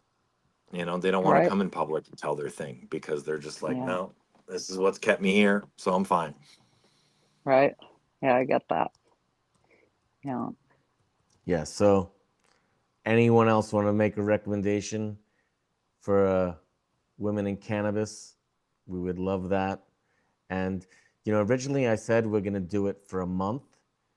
And now I think what we should do is, as long as we can keep it going, we'll just keep it going There you and, go. make it a regular thing till we use, The cool thing about cannabis is there's a lot of different roads you can go down that are full of stories and full of important things, and you can branch off those Hmm. roads too, into all kinds of different stuff, as well. So that's what's neat about it is there's a rich cultural tradition in America, and now we're getting to talk about it, so it's neat. Yeah. That's the neat part. Yeah. Yeah. Yeah. There's a lot of road warriors, that have been, keeping this counterculture alive since way before I got here, from like you were saying, like Mountain Girl, uh, from, people that were mostly bringing stuff from South America, people that have been helping people that are sick for a long time, Um, there's definitely been an underground network, and if there hadn't been those road dogs and the people willing to take those risks, then, you know, we wouldn't be where we are. We for sure wouldn't be, especially people willing to come out and talk in public, and what a difference that's made in moving cannabis forward, Um, like I wouldn't have thought that would be where we are, where we can, have little events here at the shop and have different people coming out with their home grow and sharing it with each other. We've really come a long way, where we don't have to be fearful. So that is progress, but it'd be nice if we could get to a space where we could have a fair and equal access to industry and employment and all those other great things. Um, but yeah, I've never been in a dispensary, like a real one. And at this point, it's kind of like, okay, I don't go in there, I especially mean, because we feel like they're kind of behind the effort to overturn the people's rights to do things like gather together and share our home grow, Like, why do I want to go support that, And they I've all brought have out people to like, dispensaries because, like, when yeah, people come from out of town and they're like, I want yeah, to go to a dispensary, and then, like, yeah, they take my ID and all this stuff, and I never buy anything from a dispensary. But, for yeah. some people, it's just like they want to buy weed from a dispensary. Like, I mean, I've been in it's weed just, stores in Amsterdam, don't get me yeah, wrong, right? Like I've it's been the down in same the thing. coffee shops with the menu and the stuff, you know. But Ohio, it's like people describe it as a really clinical experience, and Hmm. some things that I know about it is they won't let you look at the weed and they won't let you smell the weed.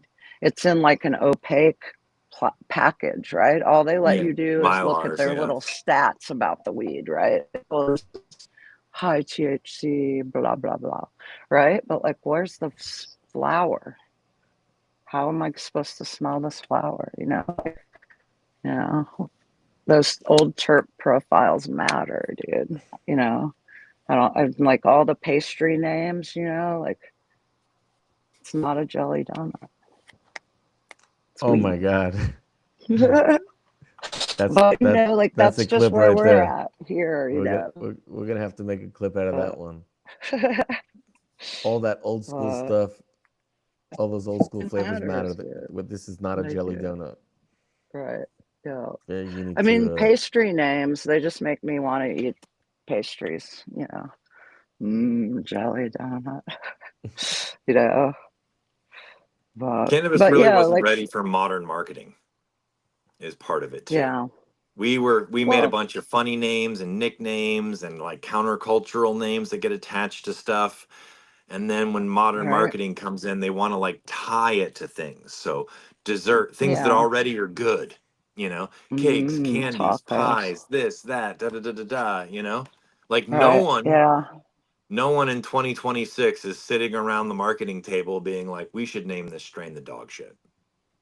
Right. We Yeah. should, Like that I we mean, but should there name was this. like cat piss, type Yeah. smells that came out of that lemon stuff, and there are other people that like that, that weird cat piss smell that we Even have, if it you smelled know. like cat piss, the marketing team would not land on that probably Right. Yeah, as I their get that. term, Yeah.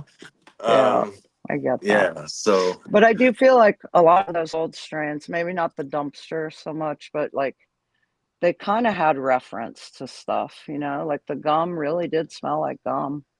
It smelled like that fruit stripe gum, Do you mhm. And think if you that had like a Afghani or a skunk, the Ghani, kind of knew what region it came from, or, like could do you think identify kind of what was up with it. do you think that the chems and OGs smell like actual fuel? Like the diesel fuel. Yeah, like when people are like, well, Sometimes I does it smell it in smell there sometimes, like if I get it on my grinder, I'm like, hmm, I can catch a whiff of that old sour D sometimes on there. I just Uh, don't associate that with it's fuel like smell. earthy, I got earthy I want to chirp. shout I out don't know what somebody. it is. Yeah. Crybaby Organics. Notsodog used to podcast with him regularly, and I hope he's Yeah. good. And he sent me this kit to Mhm. learn about the Smells. terpenes, and Huh. I have it intact. I don't know how to use it, Oh, I can So, show you. Huh. oh, good, Right because I on. want to learn. Because I have a hard time. It's one of my weakest things is not being able to recognize different terpenes, but describe them. Right? When people ask Yeah. me to describe, they're like, "Well, how does the sour smell?" Smells like sour diesel to me.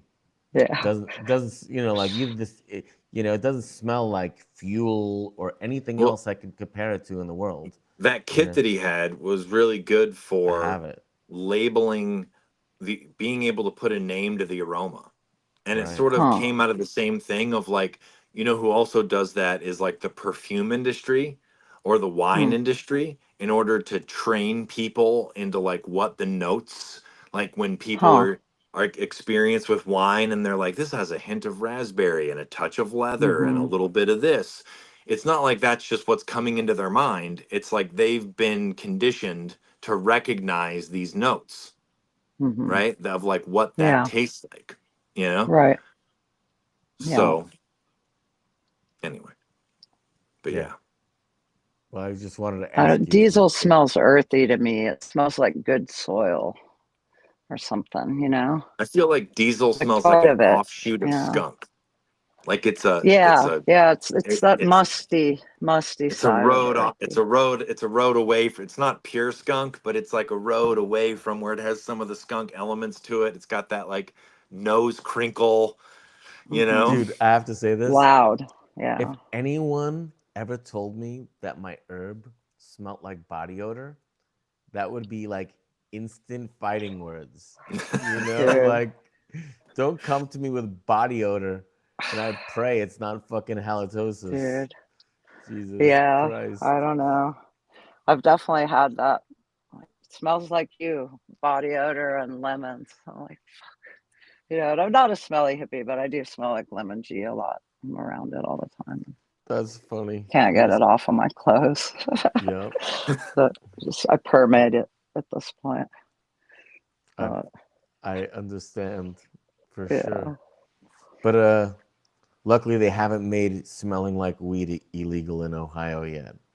right. So Yeah, soon that's we go back coming. to the days of carrying around the fucking ozone in the car. Remember those days? Oh You yeah. have your little like thing of orange ozone in the car. You have to like spray it around. That's the Ona You know what I'm spray. talking about? Yeah, the Yeah, Ona, The Ona spray. yeah, I Ona. thought you meant yeah. ozone, And and they had Oh Ona I no. actually gel.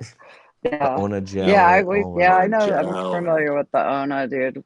You'd get it You and run a like grow poke shop. all the whole. We'd put it in little Tupperwares and leave them in the heat exchange registers. Mm. Yeah. Mm-hmm. So Tech. yeah. Somebody said, and this is laced with the game, who's given me a bunch of clones, so I appreciate this guy. But he said, Chem 91 smells like rotten onion, garlic body odor, and tonsil stone. Yeah. I can Yeah, that definitively garlic body state odor. Yeah. that I Hmm. don't know what tonsil stone smells like, and I don't Yeah, think I I don't know about do that one. want. I don't think I want to train myself either. I think I can Yeah. pass on the Ugh. tonsil stone aroma. Yeah. I If don't. someone told me my weed smells like armpits, the price immediately doubles. It's like the garlic sweat. I get that smell for sure. I can relate Okay, to so that being Notsodog, like a diesely what do you smell. think? What You do you know. think the Chem D smells like? I don't know how to. So People ask me that too, and I'm like, it smells like Chem D. It's such a so unique here's flavor. so here's Yeah. the weird To thing. accurately describe Sometimes it, if you open a jar of it, like say 6, 8 feet away from someone, they'll look at you and be like, "Who's got the skunk?" But if you bring it closer, it seems like there's this like musty.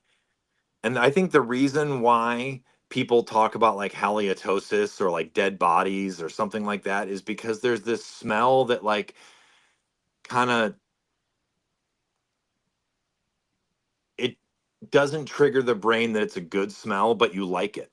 So then you struggle to Mm. articulate why it's gross but good, if that makes sense. you know, no, like you lost me at the it doesn't smell good, but you like it part. Uh, Well, earlier the guy was like, has like kind of a puke smell. I definitely Yeah. know dank weed that has. if It's I almost smell other puke, it like a makes me want to throw up. cheese, No, but I'm just like a saying there are puke smells in. and like stinky cheese Yeah. smell. I don't That I like said shit's it that. earlier, good. That's dude. why I don't eat that crap. There are smells in cannabis that I find desirable that if I smelled in Yeah, other contexts, I would not like it at all. So here's what I right. don't like. Yeah, skunk is one of those I for don't sure. like weed Yeah. that tastes green. You Like know, chlorophyll. Like, yeah, yeah, or like just yeah, like herb that's just an absence of like terpenes, leafy. and Yeah. that's Yeah. all there is. Okay, but besides that, I've never had a cannabis terpene, and I'm talking about in still fresh, well-maintained cannabis, right? I've never experienced Mhm. a terpene that I didn't like. I have the ones that I prefer, Huh. right? I prefer Yeah. OG, the diesel shit. That's what Uh-huh. I prefer, but I'm amazed by every smell that I can possibly get off of weed. Now, there's some that I don't like to smoke. So Hmm. the one strain that I can say I don't really like to smoke that much is the Mac One, and that has like a Hmm. really unique terpene Huh. profile. Um, Yeah. I If don't I smoke really things enjoy that that one that much, but if I smoke things that are like astringent cleaner, mhm, I like love that. there's some orange flavorings that I feel like I just sprayed orange cleaner on my tongue, Yeah. and I don't vibe with it. Other people do, so that's fine, Not the Cali orange guy. but it's not me. I Yeah. love that shit, Yeah. and I love forbidden fruit. I So love Jack Herrera. I I like like Jack, but yeah. Tangy. So Yeah, the I mist, love all the that. the misty, right? The old yeah, misty that shoot. we used to grow. Hmm. So it never really had a citrusy flavor to me. It was more like a skunky flavor, a musky skunky flavor. But because the lemon had such a citrus flavor to it, and I knew the Misty was part of the parent. For a long time, I thought that it was a. What do you got? Oh, you're leaving? All right, thanks, babe. See you later. Crew's leaving. I don't know what time it is, but they locked the door, so it's okay. But I thought that the Misty might have been a California orange cross, and that maybe that's where that citrusy flavor was coming from. And then later, I found out that it didn't have anything to do with the Well, there California are mist, because there was that if you Cali mist that was yeah orange type if weed. there's Yeah. if there's skunk in skunk misty, right? Mm-hmm. Skunk has a branch of itself that pops up really commonly in Sam's Skunk One that is citrus. Like Huh. Skunk One is kind of like there's a citrus road and there's a floral road and there's like a cheesy road. He tried really hard to breed the skunk out of it, but citrus is something that pops. And so I wouldn't Yeah. be surprised if somewhere in the skunk misty genes, you know, Yeah. um, Yeah. Yeah. But there's that lemon that we isolated. Huh.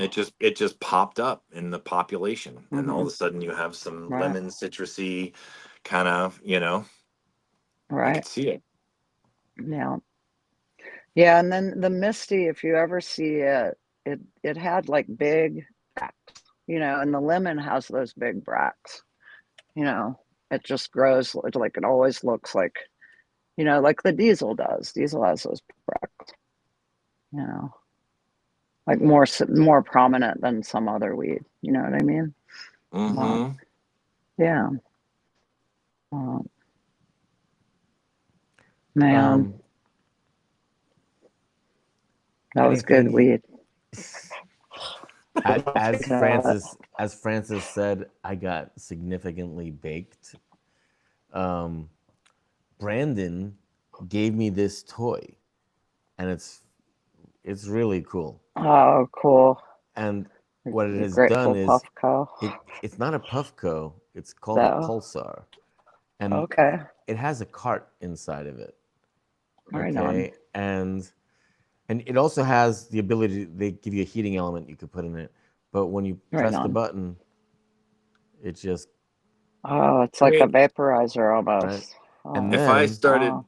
constantly smoking hash from 9 to noon, it would probably Yeah. uh, alter my day. you'd look like me. Yeah. Yeah, I, Yeah, you're like Gabby looks high, Yeah. but then she's you like, definitely check Yeah. look high. check this out. Mhm. Oh, it's thick. Yeah. Yeah. It Whoa. reminds me of the volcano, like the old where you'd fill up the Yeah, with the bag. bag and the whole Yeah, thing. Yeah. dude. Yeah. But that's like Way Oh, better than that's the without the bag. bag, but it's like that thick smoke like oh, that. that looks better. Yeah. Yeah. It That'll get you works. there.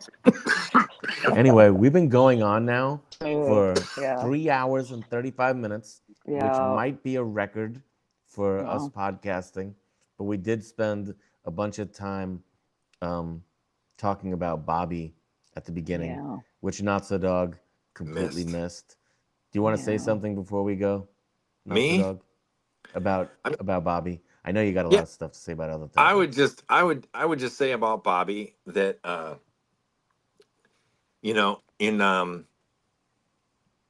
in a lot of people like really fell in love with Jerry, and they would get annoyed at Bobby.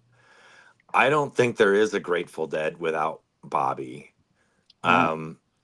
Like he was such an integral part, and it's like I saw this guy post this thing was like Jerry is who I grew up with, but Bobby is who I grew old with, and I thought that was Yeah. Hmm. really sweet, you know. Yeah.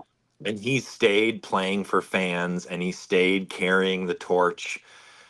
Basically, I mean, right up until the last few months that he died, and Yeah.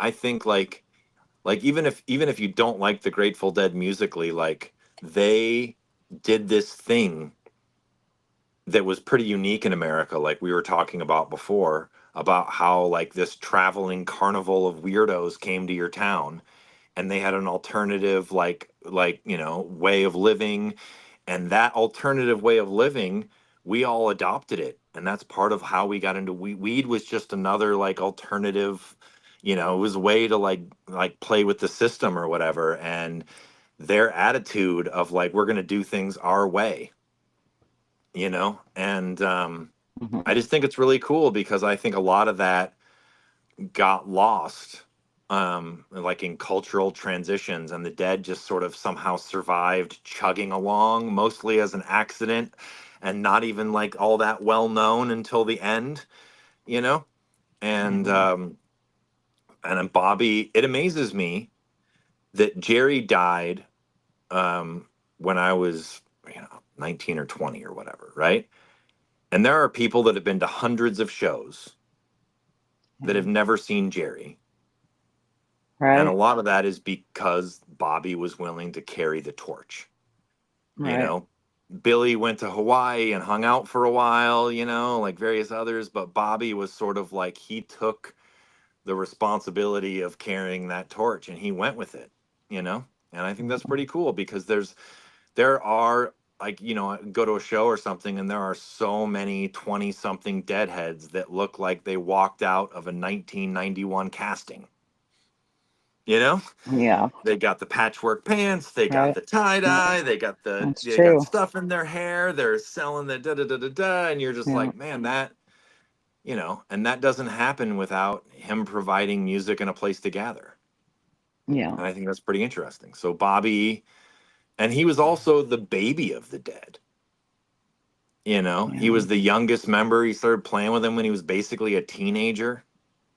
And Yeah. so, yeah, it's just cool that I didn't even know he was sick before he went, to be honest. Yeah. So it was I pretty didn't either. shocking. It was pretty shocking. Gabby didn't even believe it, and he thought it You was sent maybe me the fake. message. I was like, no. And then we Mm, looked, and then it was like, and then we started getting calls, and then it There was was definitely rumors that he real. had died like previously. There was like some fake shit like constantly going Yeah, but on saying that anyway, he had died. So I didn't believe it. I mean, you guys talked about it yeah. for a while. I don't need to rehash it a bunch, but I can say that being a Chicago kid and thinking about America in a certain way, when I went to a Dead show, I was like, oh, there's a different way. What are Yeah, all these dude. people doing? And it really Yeah. opened me up to like, yeah. So Yeah. I don't think I definitely would not be where I am at the moment if it wasn't for Yeah. that. And so I'll be forever grateful, if you want to use So a catchphrase or whatever, for yeah. opening my eyes. You Yeah. know. So That's it. How about you, Sarah? You Yeah. have I anything mean, else you that's an want to add there? echo. Yeah, that's an echo of what we all said earlier when you weren't here, brother. It was like none of us would be where we are, and all of us felt at home when we got there, right? I was like, oh, here's this place where we belong. The And you're right. Warfield really Like was our you know. church. That was Hmm. our church for sure. Yeah. Hmm. yeah, I mean, so he lived a full Yeah. life, and he made a whole bunch of other people. He improved their lives, Yeah. and That's it. And played he till got the to have end, till the very end. Yeah. seems like he had to So have a bunch of fun for for Yeah. the Right. vast majority of his life, Yeah. and you know, yeah, uh, I don't feel bad for Bob Weir. Like Yeah. I think he was at peace with it. And Bobby looked younger at 78 than Jerry did when he passed at 53. yeah, for Yeah. sure. He was, he was trying to live a healthy life. So, So so one thing that we talked about, and I think I mentioned it to you when we weren't able to do the podcast, was how I never, I don't want to say never gave Bobby enough credit, but well, actually, I just said it. I never gave Bobby enough credit. Okay, I always loved his music, but I always felt it was, well, because Jerry's right there, and we were talking about, different Mm, songs, estimated profit, and I, I know that he had writing partners. He didn't write the lyrics to these songs, but the way Bobby sang estimated profit, yeah, I've just been listening to nonstop Bobby ever since he died, right? mm, And listening to it, and for a second giving this man shit about like not be able to sing like that anymore because yeah. just the power, like and just the growl and the emotion. And I wanted to end the show, if you guys were cool. I'm not gonna sing, but I wanted to read the lyrics to Estimated Profit, and I felt like anybody that has heard him sing it will just kind of remember the power that he put into it. And I also, this song has been hitting me so hard. Well, let me just read the lyric. could I just say one thing Cool. super Sure, go ahead. quick before you read it? Yeah. There is estimated is in this really weird time signature. It's like 7-11 or something. It's like a really weird beat, and there's only been one hit ever that it was in that same beat, and it's Money by Huh. uh, Pink Floyd. Oh, really? Hmm. Yeah, it's the Hmm. same. That's a fact. It's not. Yeah, it's I like Huh. a will, really unusual, really hard to Yeah. play time signature. Right. and it's not 4-4, it's not 4-4 on the floor, you know, it's like 7-11, you know. Anyway, yeah, that's why it sounds so weird, because That's it's cool. like it's got its own thing, you know, it's got its own Mhm. rhythm. Well, musically, it's one of the most incredible songs, maybe for the reasons you just said and beyond. The way Garcia played in that song was just insane because it was it was mirroring the lyrics in some ways, like, you know, when he's talking Mhm. about California standing in a shaft of light, and his music is just like Mhm. peaking and then peaking and then when it gets up there and it just stays at that peak for a minute. The solo in that song is probably one of the best Jerry Garcia masterpieces ever, you Okay, so know, that's another thing that should be mentioned. in my When opinion. Jerry didn't have to worry about singing, and he could just focus on guitar, say like during Yeah. Bobby tunes, Mm-hmm. it's like he could really rip on some Yeah. of those Bobby That's tunes it. in a way. When he was doing both lead and vocals, he wouldn't. In order, Right. it's a little different. So there are some Bobby tunes where Jerry absolutely just goes there, because that's all he has to Mhm. focus on is him playing guitar, Yeah, we were and that's talking about neat. it earlier, like, how lucky are you, Bob Weir, to have Jerry Garcia play guitar on your songs? Like, you write Yeah. a song, and Right. then your entire life you can count on Jerry to play guitar for you. It's just like, so I said, Right. you know, Bob Weir lived a good life.